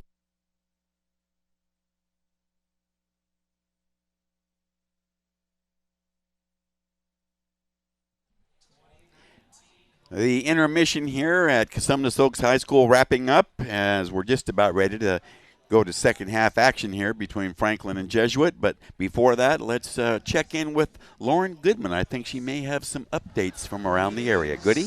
Yeah, Will. Yeah, Jim. Right now we have starting the third Del Oro 14, Whitney 7. And now we have some Delta news. We have Elk Grove up 41-0 over Sheldon. And we also have over at Sheldon, Pleasant Grove Stadium right now, Cosumnes Oaks up 21-0 over Pleasant Grove. My. Thank you, Goody. How about that? Well, it's not over, but what a statement being made by Coach Betancourt and the Wolfpack, really putting it on an outstanding Pleasant Grove team. But how about that shutout job over Sheldon? That is rather lopsided. That is only the halftime, I'm assuming. But even for a halftime score, to tell me that Pleasant Grove hasn't scored a point with the weapons they have and a quarterback like Valenzuela amazes me. And Cosumnes, 21, wow. That's a big deficit to overcome for Pleasant Grove. But don't count Valenzuela and company out. No, we can't Valencia. count them out. Valencia is a crafty quarterback, and they've got a team built around him. But not knowing how that score evolved, that would be one to check out certainly. And the Sheldon game, Elk Grove, 41-0 over the Huskies, has got to be a rude awakening for Coach Filan and their staff.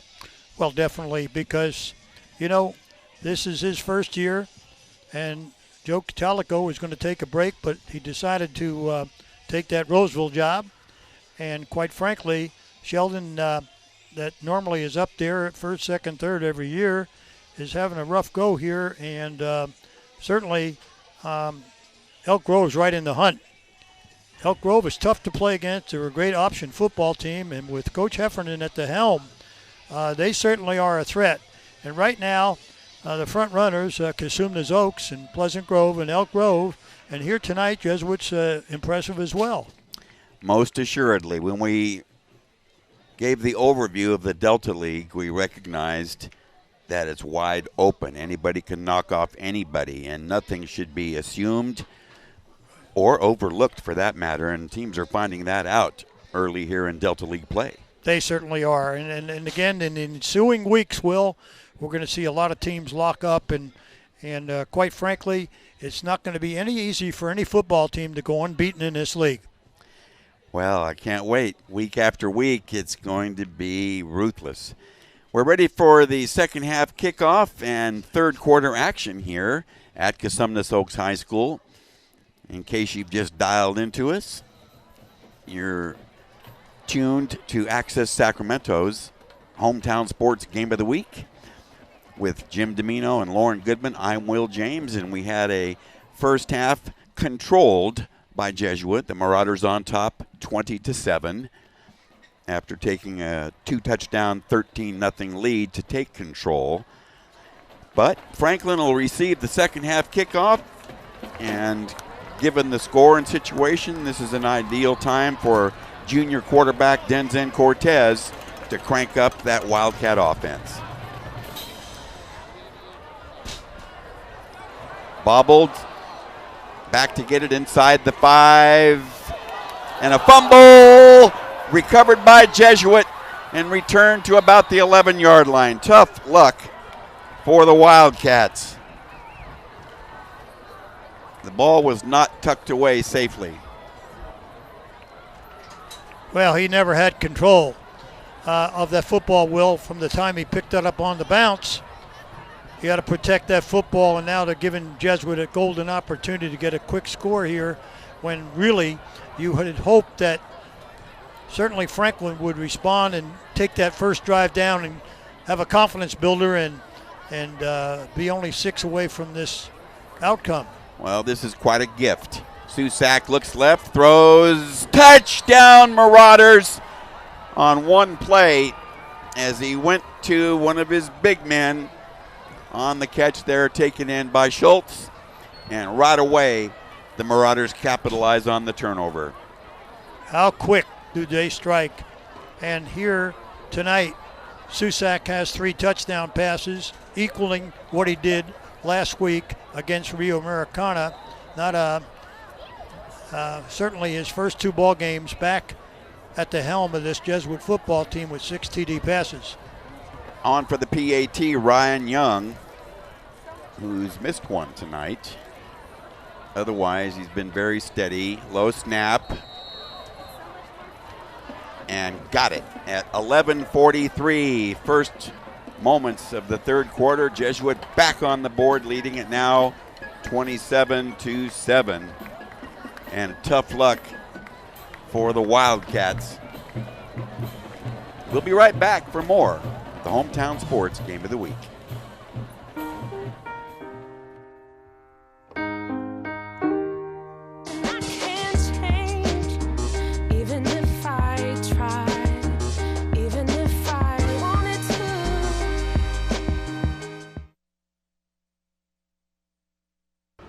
What?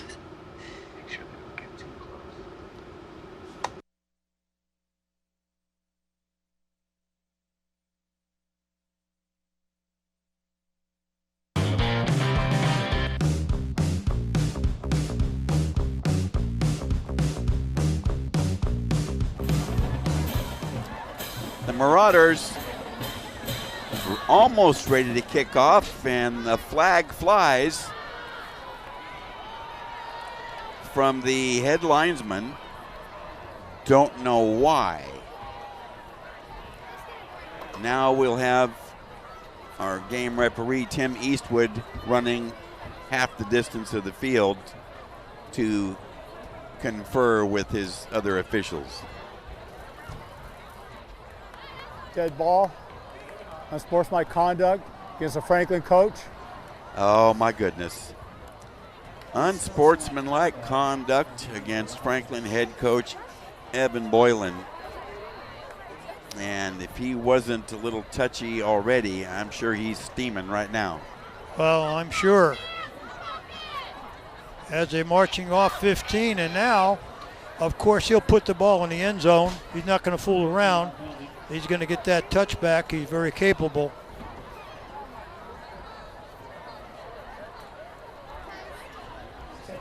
Well, we don't see that very often. So it had to be some harsh lip service that was over the line, so to speak, well, to draw that flag. Yeah, we're not privy to hear it. Maybe we don't want to hear it. So let's see what happens here. I'm sure that Young has got to put the ball through the goalpost if he wants to. I don't think he's going to let up. We shall see. So he's going to kick from the Franklin 45 after the 15-yard bonus on the penalty, and this one's well back out of the end zone, and a field goal from the 45-yard line. So Franklin takes over, average field position from their 20, now trailing by 20. Not the way to start, Will, when we've only used 17 seconds of the second half. Well, we talked about the MPT.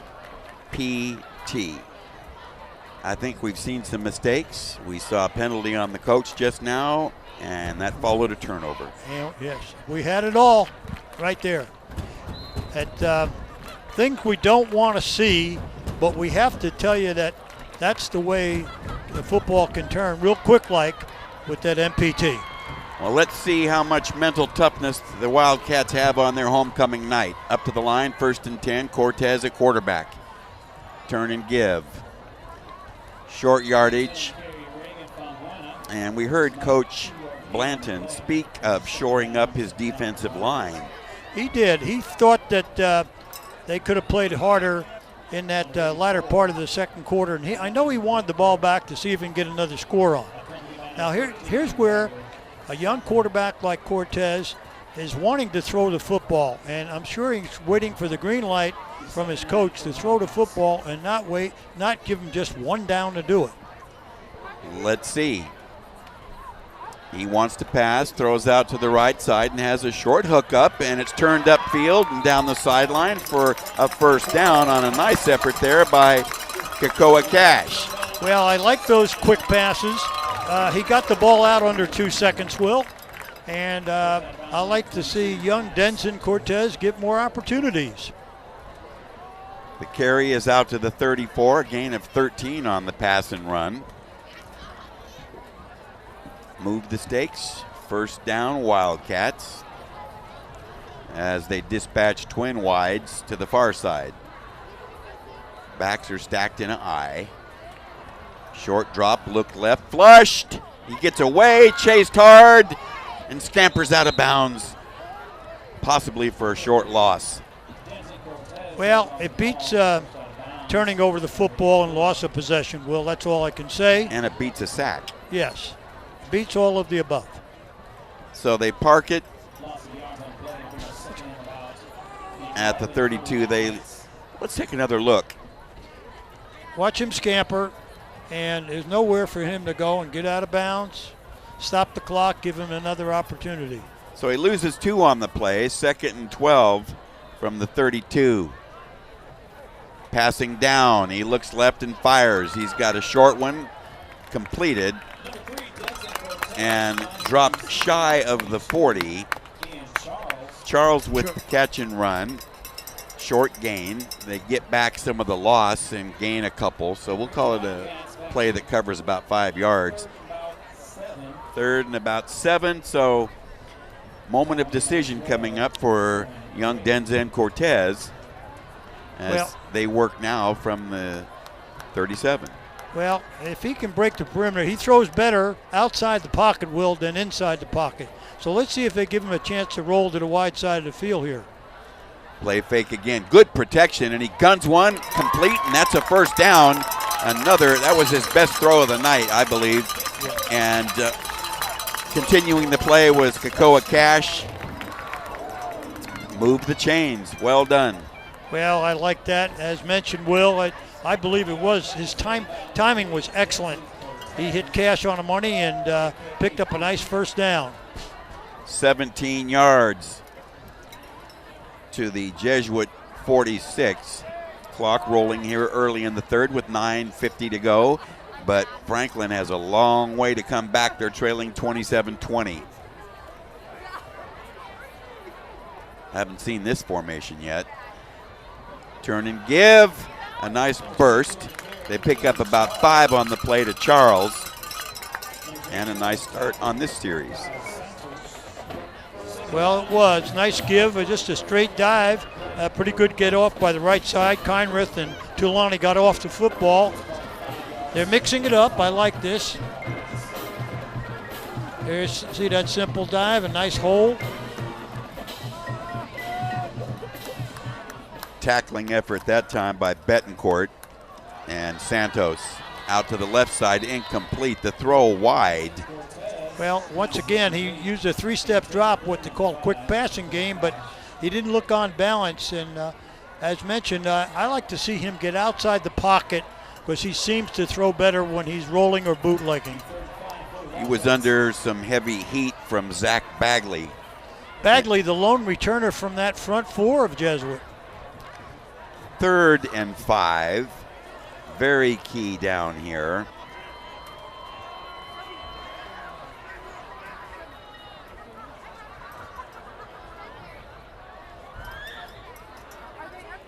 Long count that time. They toss and come to the near side where the defense is stacked.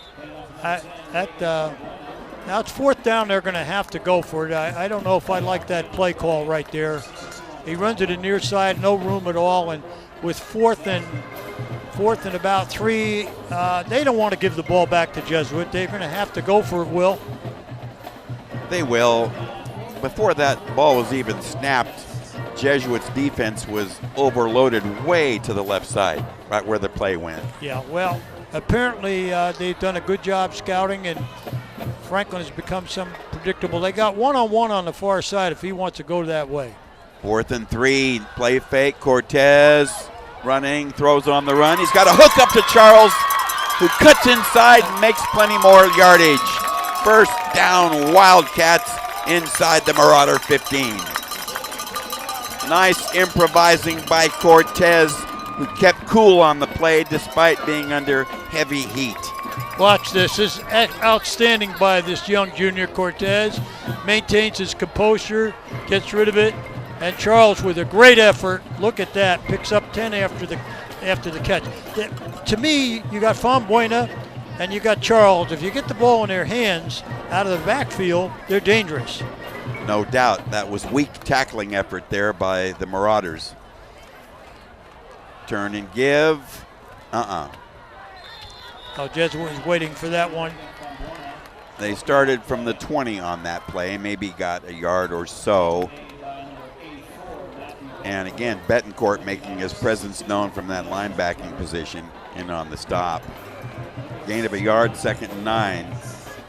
As the clock rolls with 7:20 to go here, still early in the 3rd.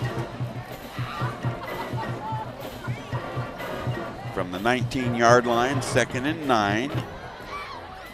Tight formation, a single wide out to the left. Play fake. Cortez rolls, throws, incomplete. Intended for Charles, who got one hand on it. Cortez could also have run the football there, but the play call was the pass. He's back to the sideline now to check in with Coach Boylan. Now 3rd and 9. Well, this is 4-down territory. So he's got 2 downs to move the chain, so he doesn't have to get it all in once, you know? Sometimes you break it down. You got 9 yards to go. Let's get it two 5 or 6 yarders and move the chains. This close now in the red zone, that Jesuit secondary is going to be tested. He wants to throw, steps up and guns one. He's got a completion inside the 10, and it's carried inside the 5 on an excellent hookup right there. Again, going to Kekoa Cash. 1st and goal from the 3. Cash runs a great curl route. He runs that comeback and curl so nice. Good move. Cortez has got him wide open sitting in here. Is that zone coverage there? Yeah, that's a big nobody hole. really stuck with him. No, there's a big hole. Okay, from the 3. Out wide to the left, Malik Johnson. They run it with Fonbuena to the goal line. Touchdown, Wildcats.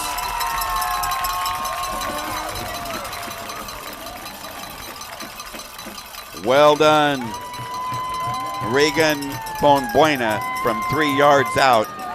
His 2nd touchdown. He owns both of them tonight for Franklin. Well, I like his effort. He keeps the feet driving. Excellent. That was a great drive and some clutch playing by young quarterback Cortez. Trzynski with the PAT, got it despite the heavy rush at 6:25 of the 3rd, nearing midway. Franklin back on the board, now trailing 27-14. Stay with us.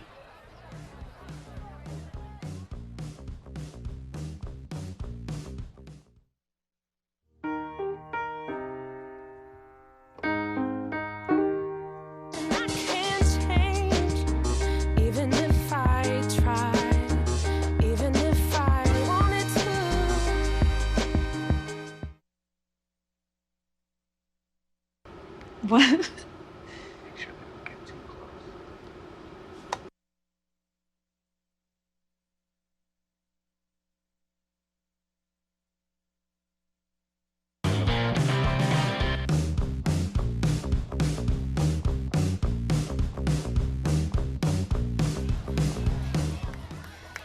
Wildcats set to kick off after having scored their second TD of this ball game and tightening things up now, pulling within striking distance, you could say, down 27-14, midway third.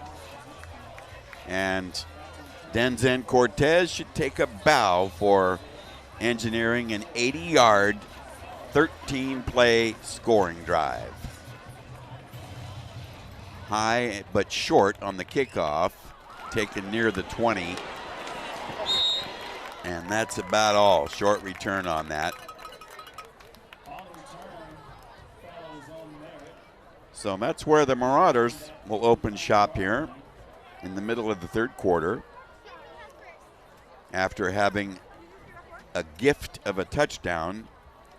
The fumble deep in Franklin territory set up a one-play scoring drive on another Susac TD pass. So 1st and 10, the Marauders just outside their 25. On the ground, nice little cut and jab and a carry across the 30 to the 31. Saka. Jalen Harris, your new homecoming king. Gain of 4, 2nd and 6 from the Jesuit 31-yard line. Clock rolling here with 5:55 left here in the third. Out to the near side, Jagger Saka with one-on-one coverage against Jamari Harrison. They run a delay, and it's covered up pretty good after an initial gain. It's going to bring up a third and about 5. Not much for Santos to go with. Not much room. Big play here for Franklin. Not just a big play for Jesuit. If Franklin can force them to punt the football and get it back, and they've got a little confidence going, this is a big down. 3rd and 4 from the Jesuit 33. Single wides left and right. Split backs. Short drop, look right and fire off the fingertips, and that was a laser shot. Well, too hot to handle. That was right on target, certainly beyond catchable, but incomplete on the attempt there by Nate Lewis. Nate Lewis, the big 6'4" receiver, young junior, outstanding. And now Jesuit forced to punt here right now and give up the football. You ought to be able to have a good win if he gets it up top, Will. Well, if they do punt, that's an important stop for Franklin. They do. High but short. Good hang time. And a lazy Jesuit roll that's going to get them another 10, another 12 or 13, maybe 15 out of that mess. Well, you got to feel that. You got to field it in. Yep. Cameron Randall would like to have that ball back because he gave up an additional 12, 15 yards. And he got a lot from that punt, believe me. Cortez and the Franklin offense back onto the field after a fine defensive effort to force the punt. And the Wildcats will open up with below average field position, having let the punt roll. Well, he's given Cortez some opportunities to throw the ball in clutch situations, and Cortez came through nicely in that drive. From the 16-yard line. Motion shown by Baylor. Fonbuena has been the workhorse.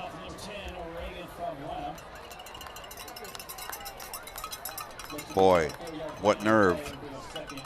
Give him 4 yards on a tough carry there, 2nd and 6.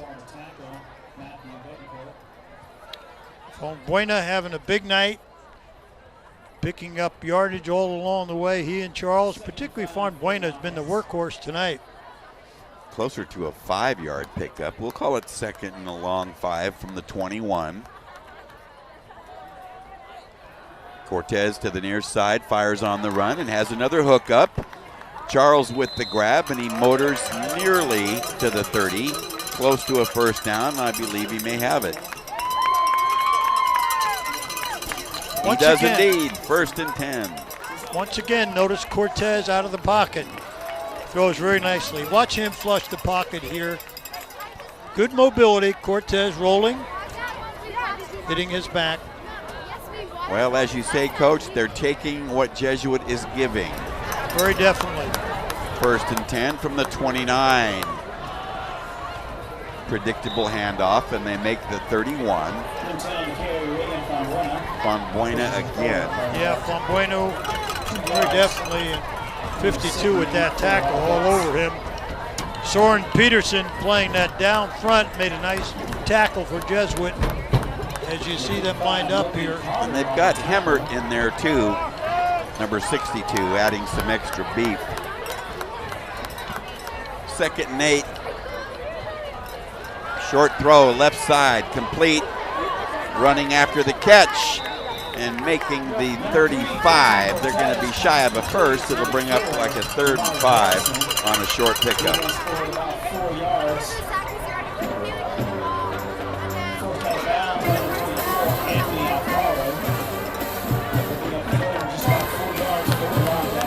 Well, we see Harrison coming off the field slowly. Well, 18 Baylor is a good receiver, and he runs tough in the backfield as well, Will. Let's see if they get him involved in this big 3rd down play with Baylor. 3rd and 4. Football at the 35-yard line. Play fake and roll on the run. He's got a man open. 1st down, Wildcats on the catch by Baylor, as you say, out of the backfield. Definitely. I like that call. I like that substitution. They make the Franklin 49. Evan Boylan's play calling is looking good, and Cortez's execution equal. Very definitely. He's getting his feet wet, more than wet, and next week he'll come out with a lot more confidence. Up the gut, nothing there. A shove back on that stuff by Jesuit's D line. Maybe a yard on the play, but closer to no gain. You notice they go to that dive in 1st and 10. They've gone it for the last 3 series, and they got to, if they expect to only gain a yard or less, that's all well and fine, but they've got to change up on that play. Change up at least enough to not be predictable. In the 1st half, Fonbuena burned him a couple of times. Yes. So that has tightened up. Coach Blanton spoke of that at halftime. Short drop, look left, fire right. It's Johnson with his first catch and his first targeting, but it's going to be a virtual no gain.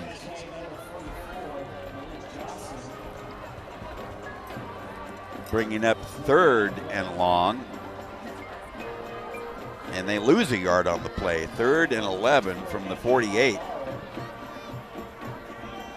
Okay, to the bag of tricks. Well, I think you got to roll him wide and give him an opportunity to run and not just limit him to the short side here, Will. They send Johnson from the right side to the left. He lines up quickly. Ready out to cover. Motion from Baylor. Here's a toss to the near side. Tough way to go. They give up a yard on the play. 4th and 10 now. And something tells me from your body language there, Coach, you may have had something else in mind. Matter of fact, I did. I didn't like the short side sweep, quite frankly.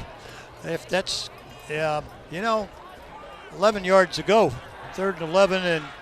But let's see what Cortez can do here. With 4th and a long 11, he's got to make a big play. Okay, time is taken. Well, Jesuit wanted to get the right subs on the field, Will, for the situation, and they didn't get enough time. Smart move. The timeout comes with just 39 seconds remaining here in the 3rd quarter on homecoming night here for the Franklin Wildcats under more fall-like football conditions than we've seen yet with the lower temperatures. And despite the scoreboard showing what it does tonight, Coach Domino, lots of ethical sentiment here and an ideal that's hard to beat.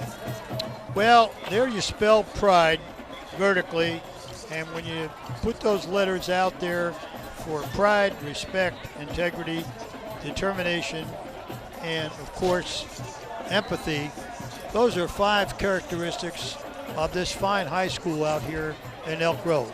And a lot of school spirit, a lot of parent support, and a very strong faculty and administration that certainly loves working with one another. At least that appears to us, and it shows out here tonight. Yes, it does. So here we go. 4th down, all or nothing. Cortez to throw, play fake deep up the right side for Johnson, and it's intercepted at the 20-yard line on a theft there. Beautifully done by Roman Kanan. Right sideline, who can catch him? Shoved out finally inside the Franklin 30 on a 50-yard return. Well, Kanan dropping back from his outside linebacker position into the coverage, Will. Comes up big. The young junior, his brother, was a 3-year starter on that football team, and I want to say he's playing at San Jose State. I know the dad, Jeremy Kanan, real well, and his grandpa, the great orthopedic surgeon, comes from a great family of athletes and fine people. Excellent individual play on that pass up the field. Susak looks left all the way, fires to a wide open receiver, sidesteps a man to the 5, to the touchdown. Marauders on one play. And again, the pass defense for the Wildcats substandard. Well, huge, wide open. Jacob Hall having a big year. Jacob Hall, outstanding two-way player, wide open. And of course, Susak just thread the needle. Really, no rush and no coverage. 4 touchdown passes to 4 receivers that were all the way wide open. So on for the PAT, Ryan Young, he's been busy from there this evening. Spotted, booted on the way, plenty of distance, and got it. At 22 seconds, here's another look as we go to break. Susak TD number 4 through the air. Hall with the grab. We'll be right back.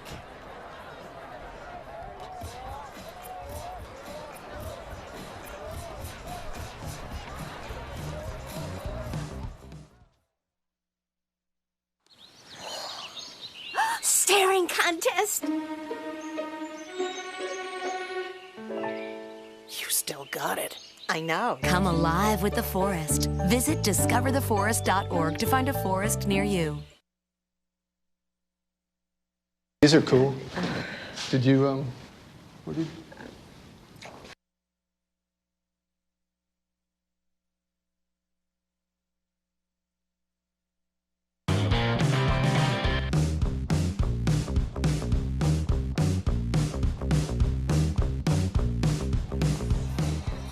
Welcome back to Access Sacramento's Hometown Sports Game of the Week with Jim Domino and Lauren Goodman. I'm Will James as the Jesuit Marauders set to kick off following their 5th touchdown.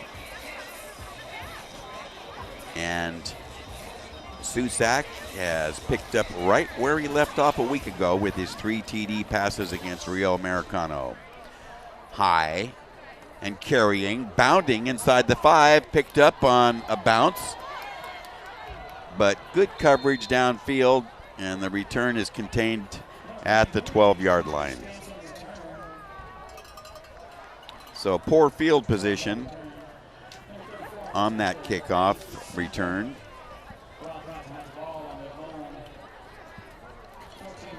Well, Jesuit with great coverage downfield with 34 Saka. Down there, real quick like making a play.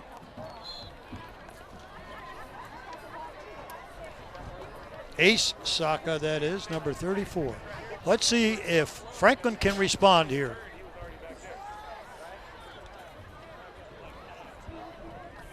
from the 12 on first down. An uncovered receiver now finally picked up in the secondary. Cortez comes to the near side, throws on the run. Tackled from behind for no gain. Charles unable to get away. Nice solo tackle there, Jim. Logan Carter with good coverage is a pretty quick down lineman.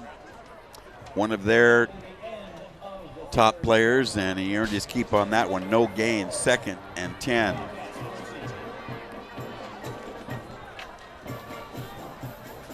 End of the third. We've played 3.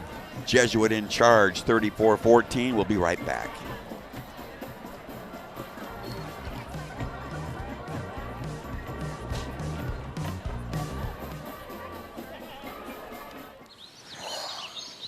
Staring contest. You still got it.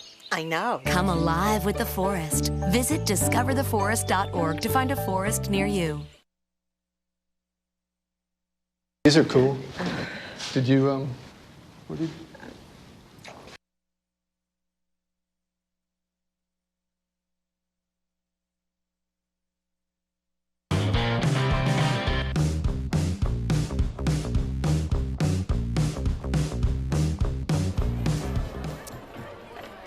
We open fourth quarter play here from Cosumnes Oaks High School on a brisk, gusting evening here in Elk Grove on Franklin's homecoming night. And unfortunately for Wildcat fans, they trail it here 34-14 to Jesuit High School. Trying to make a game of it. On first down, they run the football as anticipated. A gain to the 15. We'll call it third down upcoming from the 15-yard line. Third and about 9.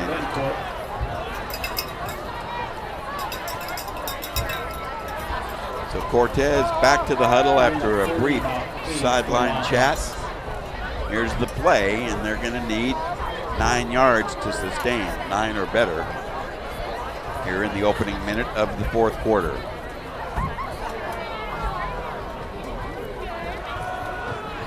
Nothing doing on the run play. That was stacked.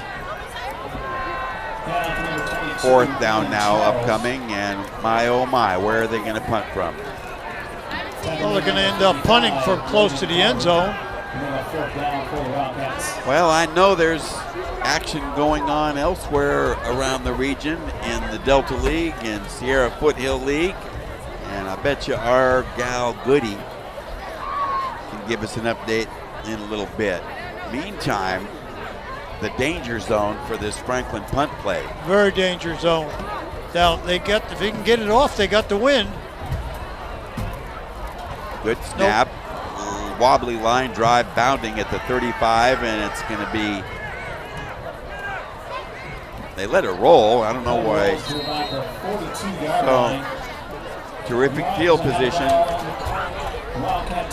for the Marauders. Well, you would think right now they could expect a possible bomb and be ready to cover. I mean, Susak could go, even though he's throwing against the wind, you know, he's done it before tonight. Well, so far on all of his touchdown passes, all of the receivers were wide open. Wide open.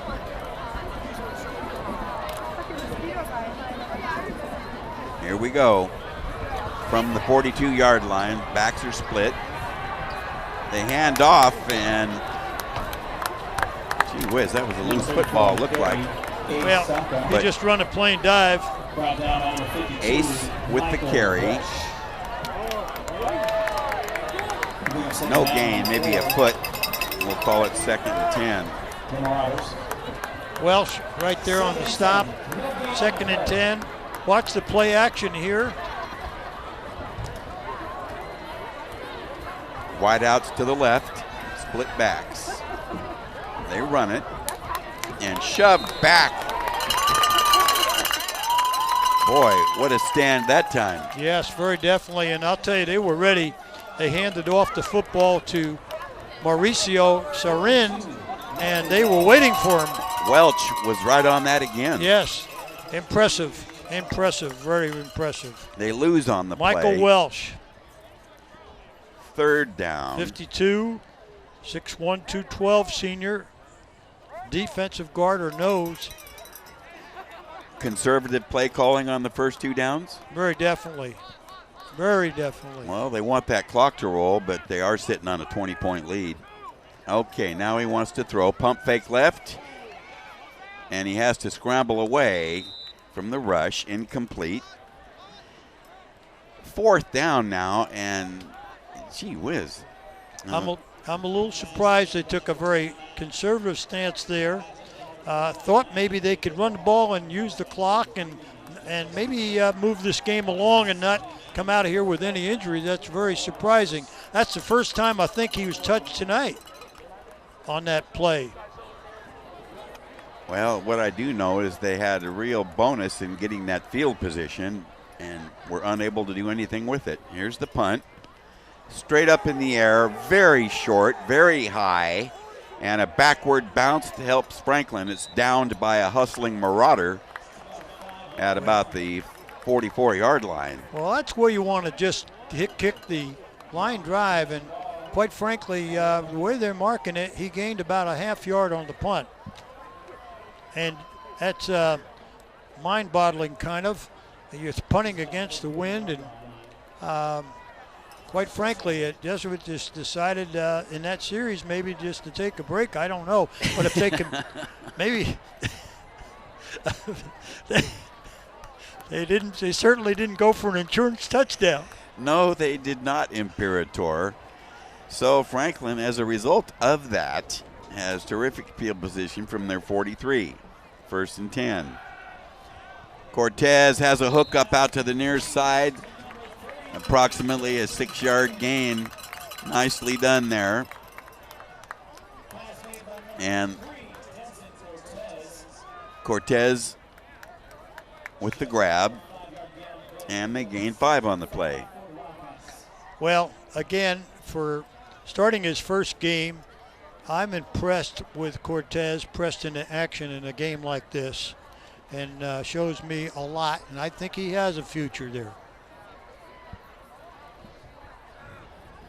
2nd and 5. Cortez looking left, scrambles away, throws on the run, incomplete. Well, we got a late flag.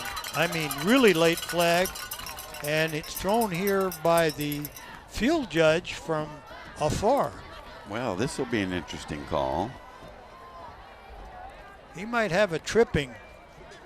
Well, let's hear that booming voice of Tim Eastwood. On the defense, that's a 10-yard penalty. It's from the previous spot, so right here.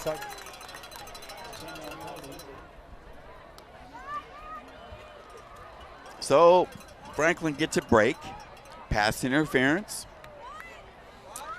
And the walk-off is going to place the football into Marauder territory at the Jesuit 42. 1st down.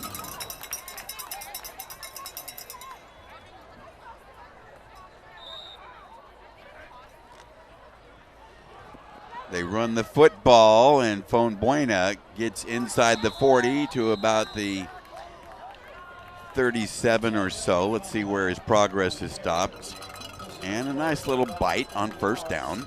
They give him about 4 on the play. Clock rolling here. 7:45 to go here in the 4th. Just a simple handoff to Fonbuena. Like you said, Willie, fighting his way vertically up the field for 5 here. But, you know, if they want to get into this game, they're going to have to try to score here. Well, homecoming night, and the band is rocking, but Franklin needs to get back on the board. Cortez fires right, has a hook up to Charles, who's brought down immediately near the 35 or 34. It's going to bring up short yardage needed for a 1st down. 4th, and let's see where they park it. He needs about 2, it looks like. Well, it's only, they've got 2 downs to make or it. 3rd and 2, I should say. Here's another look.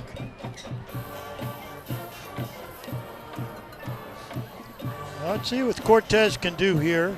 He's got 2 downs to make 2 yards. Okay, snap and go. The play stacked. Phone pointed, tries to bounce it outside, but too many defenders there, and he's shoved back. Wow. He might have lost a yard on the play. Let's see what the breakdown is. 4th and short.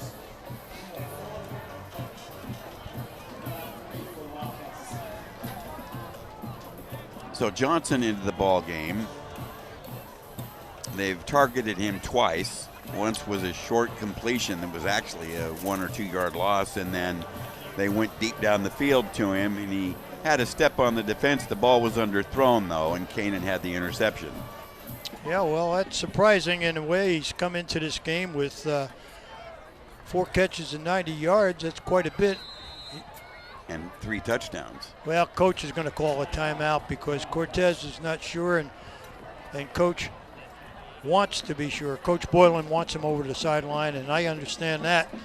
You can't have this quarterback making a mistake, calling a wrong play.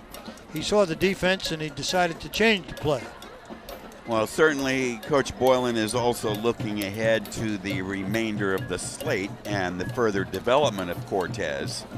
So though they may drop this game, and they're in jeopardy of doing so, I think the bigger picture shows that this is an ongoing work in progress and a learning on-the-job training type of situation. So why not call a timeout and make sure everybody's clear? Very definite, Will. I see that, and Coach Boylan is working with him right now, grooming Cortez. Well, next week we got to change up pace for you because we're headed indoors, our annual coverage on the hardwood of girls volleyball. And you're going to be impressed when you see this matchup as the Cosumnes Oaks Wolfpack travels to Sheldon to take on the Lady Huskies, and that's a Tuesday, October 1. And that match slated to start at 6 p.m. So do yourselves a favor. There it is. Girls volleyball. Back to football here. Midway 4th. Franklin trying to pick up a first. Play fake. Cortez fires deep. The play well covered. Incomplete. Double coverage on Johnson. They tried to go for him again. Well, what gets me, of course, they had double coverage, and they had 1.5 yards to go for the first down there, and they had a man open in the flat. Like I said, work in progress. I would say that repetition is one of the best friends of a developing quarterback, and a succession of plays and seasons, gains a little more cool-headedness. 1st and 10 Marauders. They take over on downs. Working inside, they're 35. Run play is shut down after a couple. Well, there's a little extracurricular activity going on after the tackle, and I see Jesuit now with 5 minutes, 30 seconds on the clock, where they just want to maybe make a couple of first downs and get out of here. We're going to find out. Well, big Frankie Norris in on the stop there. 1 yard gain. Nice cover up. 2nd and 9.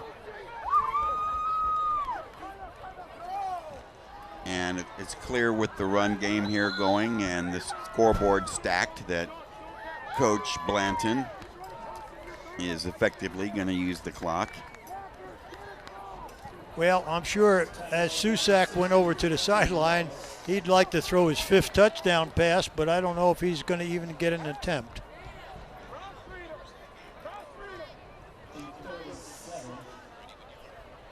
Up to the line on 3rd down. They need about 6 to sustain. Susak to throw, fires right, low and incomplete. Intended there for Nate Lewis. Well, Nate Lewis is a big target. I'm not certain of his route running, but, and then again, that Susak pass was short of its mark. The ball just died. He's throwing against the wind. So the incompletion brings up a 4th down. Well, unless they try to draw offsides or a shift to a punt, they're going for it. 4:35, and a whistle is going to halt this play. Timeout taken by Franklin as they want to talk things over here coming down the stretch.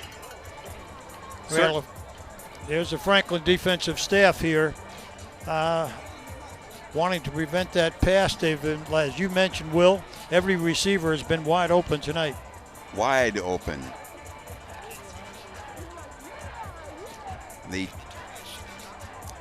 Well, let's check in with our pal Lauren Goodman and see what's going on around the area. What you got, Goody?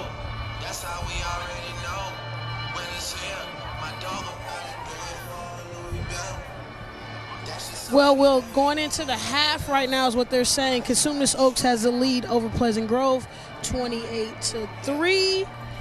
Also, Elk Grove is still remaining in the lead, 48-0. An interesting swing has happened up there in Oak Ridge. Oak Ridge 22, Rockland 28. They had a big 15-point third quarter, and they're just going away in the 4th. Thank you. Well, the ever dangerous Sierra Foothill and ever dangerous Delta, it's going to be rock and roll every week. Flag is going to stop this play before Susac can throw the football. So, wow, what a skirmish going on with Rockland. Ball start. It's the offense. And Oak Ridge. Well, it certainly is. And Rockland, as we said, they are very good. And they're right in the league with Oak Ridge. And I'll tell you what, that's a great matchup. Now they're going to punt, Will. They're going to get it out of here after those penalties. Well, I'm surprised that, okay, that one's on target. High and short. Takes a Marauder roll, and they get an extra 5 or 6 out of it, and it's going to be downed at the Franklin 38. No, we heard that other score. Pleasant Grove has been throttled this evening with just a 3 spot. Well, I guess anything can happen, but this Cosumnes club is surprising a lot of people, and quite frankly, when you lead a good football team like Pleasant Grove, like 28-3, and you think about the excellence of a quarterback, Valencia, and to even consider holding them to 3 for a half or 3 quarters, it's hard to imagine that, because we've seen quite a gifted quarterback and a good all-around football team. On first down, they run the football and get a couple on the play, unless we don't know how that game is evolving. There could be some scenarios that would further explain that type of a gap. Yes, but also, Coach Heffernan over at Elk Grove, his Thundering Herd is thundering right now, 48-0 over Sheldon. Yeah, they showed they went into Davis and handled Davis quite handily. They've got a good option football team, and a lot of teams don't defend that option nowadays. So, as we say, certainly we thought that Sheldon would show more offense this year, but they haven't. They have a young quarterback who I'm sure is going to come into his own, and under excellent coaching over there, but they just right now it seems like Franklin and Sheldon are going to have some tough games ahead of them, with that schedule ahead of them, having to face teams like Pleasant Grove and Cosumnes and Jesuit, etc. Certainly Jesuit shows that they're right in the race here tonight as well. Well, Susac has made a huge difference. Okay, Cortez under heavy heat, and he's hit for a sack, loses the football. I thought his motion was going forward. I want to see what the officials call here. It appears to me that his ball movement was forward, and it would be an incomplete pass, but we're going to see what they're going to call. Cortez shaken up on that, came off with a limp. They did rule it an incomplete. All right. Arm moving forward. So no sack, no loss as the clock stops with 2:50 remaining here in the fourth. Well, they got to go for it, obviously. Behind 3 touchdowns, 20 points. And Young, each snap now is something new for Young, Cortez, and Denson certainly is going to mature and get better with each ball game. I can tell you that. I'm impressed with his work ethic. Fourth down, all or nothing. He scrambles away, but he's dropped shy of a first down by a couple of yards, and the ball goes over. Well, in lieu of how conservative Jesuit has gotten, perhaps that we're going to see some knee time here maybe shortly. Oh, I'd be shocked if we didn't. 2:44 left. How many plays would it take to chew up 2:44? Well, at least 3 and perhaps 4. I see that Franklin has their timeouts remaining, all of them. So well, unless we see a stoppage on all these downs. Well, yeah, if they stop the clock, they can get the ball back. I want to remind you that at the conclusion of the game, you won't want to wander off because Lauren Goodman will be interviewing our players of the game. Short yardage run play, bottled up after a 1-yard run. And no timeout yet. Well, the Marauder offense has shown some effective balance this evening with Ace Saka running well and Susak lighting up the scoreboard through the air. I think this Jesuit team is just starting to find themselves. This is a young football team with very few veterans. And a game like last week over Rio and a win tonight is going to put these young people and certainly in a confidence mode, and then getting their leader Susak back is a real shot in the arm. Unquestionably, night and day. A team that had struggled for 3 straight games to put points on the board got shut out once. That's all been flipped dramatically now. Short drop, look left and fire. Dropped. Wow. Wide open and through the hands. Tough luck there for Peluso and Susak and the Marauders. Nice laser shot there. He did. Now Peluso ought to be able to catch those. He's a quarterback. He's the backup quarterback. Yeah, the ball was right there. Right there. Right. So here's a 4th down with 1:29 to go. The clock having stopped because of the drop. Run play up the middle. It's broken. First down and more. Nice cutback run to daylight. Well, I'm impressed. Yes, I am impressed with number Taylor. Taylor. Wow. Impressive run. Nice burst. So move the chains. First down, Jesuit. Got 2 young backs in there getting their chance to play. Many subs on defense for Franklin as well. As we close in on a minute, let's see how the play calling is here in a sure victory for Jesuit. And I imagine they'll just go ahead and sit on the rest of it. Susak takes a knee. Take a knee. In victory formation. 42 seconds. Well, the Marauders, after a disappointing 0-3 start to the season, have now put together back-to-back victories. And the offense has been rejuvenated. 45 against Rio, 34 tonight. And it looked like they could score more tonight. I think that Coach Blanton certainly was a good sportsman to Franklin. Didn't try to run up the score.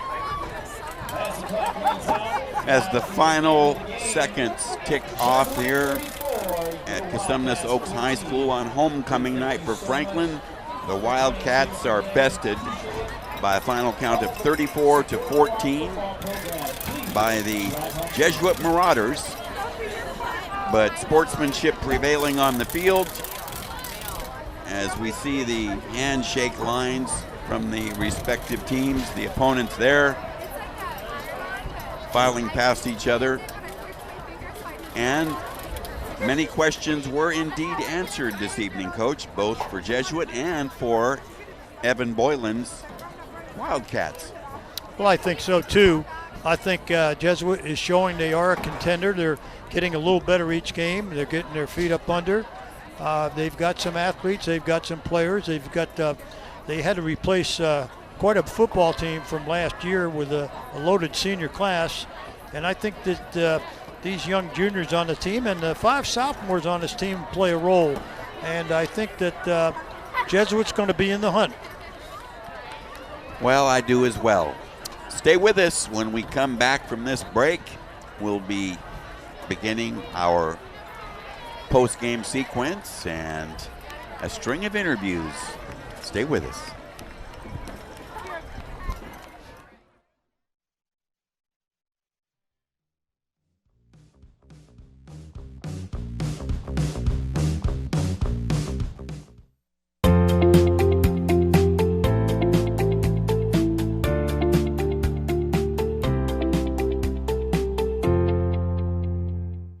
These are cool. Did you, what did you?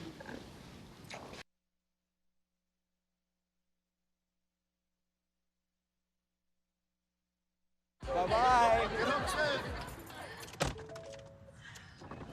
Hi. Hoping for a crisp breeze to help keep you alert. Oh, he took a sip of water too. That'll probably help. You were probably gonna turn down the radio too, so you could focus, right? Probably okay isn't okay. Right? If you see a warning sign, stop and call a cab, a car, or a friend. I think the water line is what really drove it home. I blew on him. Selfie. Nailed it.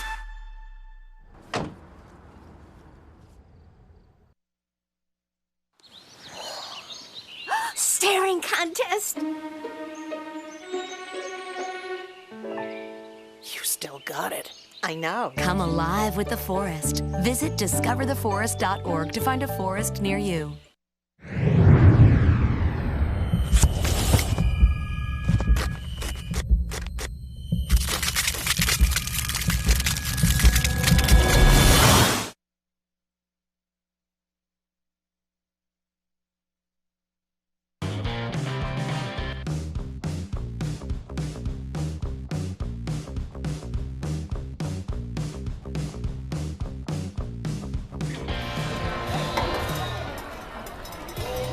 The verdict is in, and the decision is final this evening in Elk Grove at Cosumnes Oaks High School, where tonight, on homecoming night for Franklin High, the Wildcats were defeated by the Jesuit Marauders, a final score of 34-14 in a ball game that the Marauders controlled from the outset and met a couple of challenges by the Wildcats and were able to comfortably secure their second win. Well, they certainly did, and as we mentioned, Jesuit took it a little easy in that fourth quarter, used some substitutes. So did Franklin, and I think that one of the things we learned tonight, we knew that they had Franklin had 2 good runners in Charles and Fonbuena, and 2 outstanding players. But then Cortez tonight did some growing up. I saw some maturity on his part, and I know it's a tough position to come in and play right away without experience and put in the front lines, but I think he has some potential. No question. He did do some growing up. He maybe isn't quite, hasn't come quite to the point where one game's experience would bear such tremendous raves, but he has grown immeasurably. And for a ball player making his first varsity start against a formidable opponent, I think he did an admirable job and really showed that he can become even better. Well, I think as time marches on, Coach Boylan can open up the offense more as well, accordingly. Okay, I think tonight he was going to keep the reins pretty tight, and now we see our most valuable players and our winning coach finding their way over. Yes, some nice performances tonight, certainly, and enough cannot be stated about the emergence of Daniel Susak at the quarterback position after 3 straight losses to open the season. The Marauders, I'm quite sure, were thrilled with his emergence and his return, and he's delivered, half a dozen touchdowns in the last 2 ball games. He had, I believe, 2 or 3 coming in and 4 tonight. He's got 7 TDs and 2 ball games, not bad. Well, even though we gave you a little more than a hint,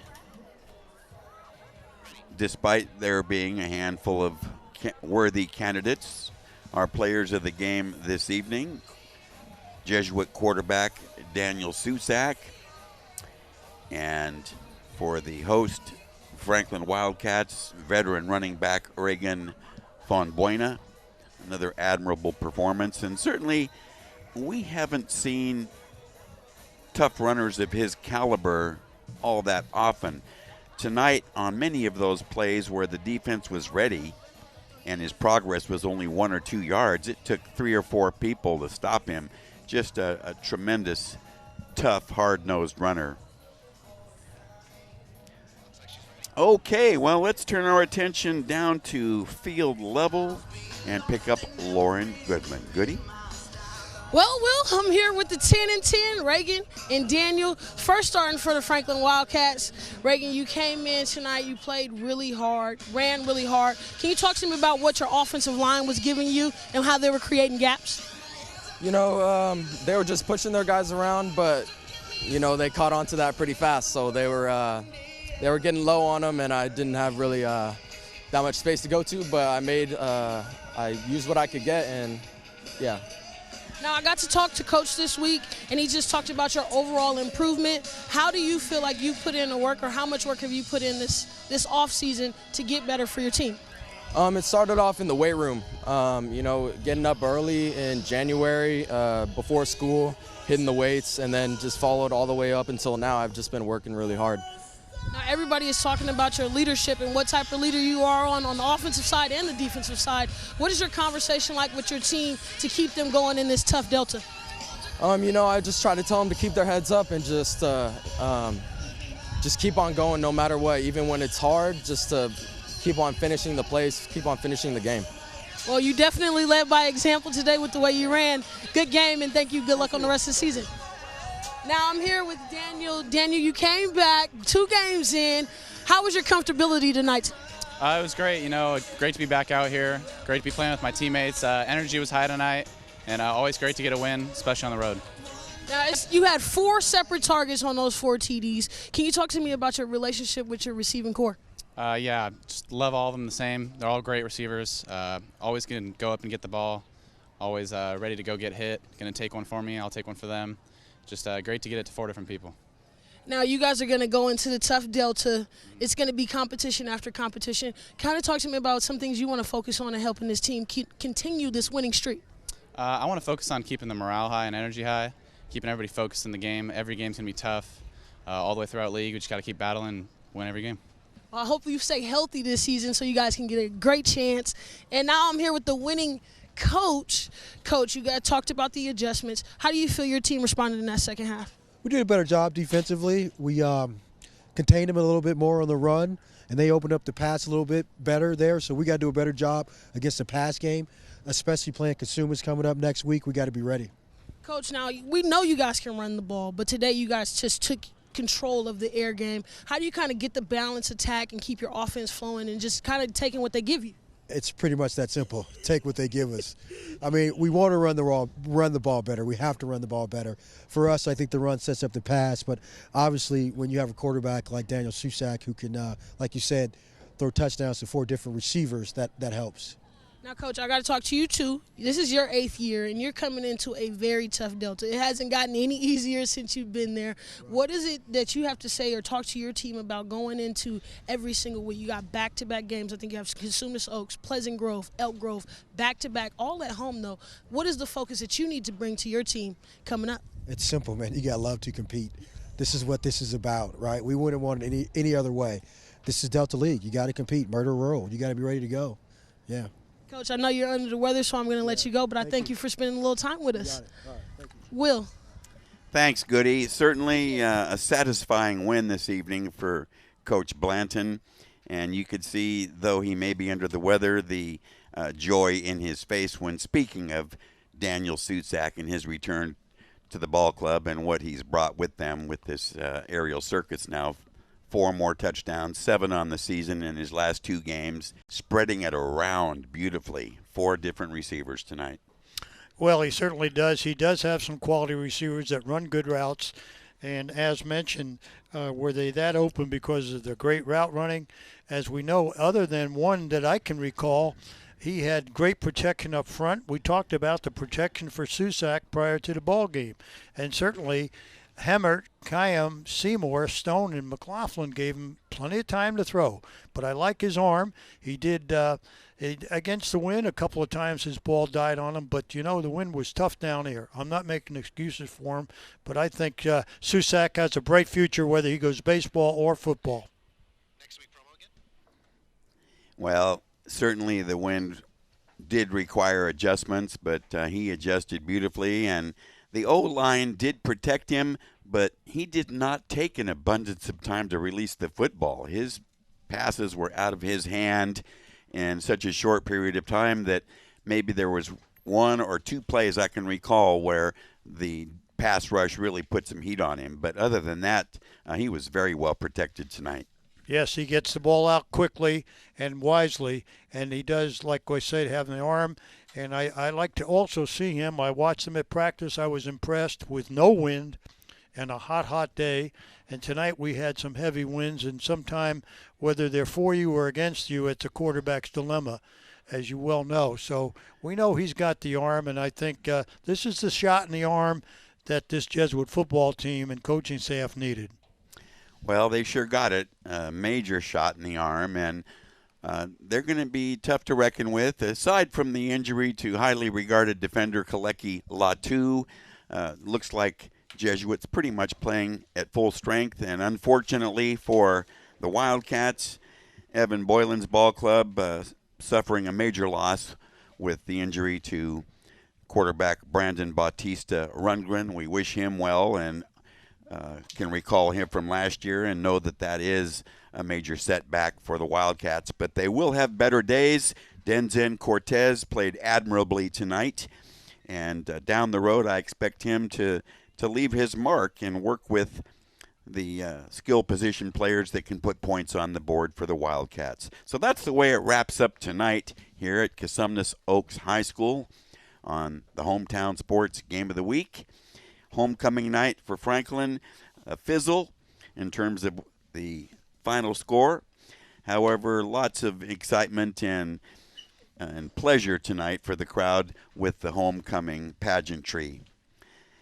So with that in mind, we do have a change-up for you next week on Access Sacramento's Hometown Sports Game of the Week because we go indoors, back on the hardwood for girls volleyball as the Cosumnes Oaks Wolfpack travel over to Sheldon to take on the Lady Huskies. A different time and date, though. That comes up fast. Tuesday, October 1st, 6 p.m. for that match to start. So dial into that one. That being said, final score again here tonight. A rather impressive win by Jesuit, 34-14 over host Franklin. So for Jim Domino, Lauren Goodman, and our game director Nick Dunn, I'm Will James. Thank you for joining us. for Hometown Sports Game of the Week. We look forward to the next occasion when we can reconnect. So long, everyone.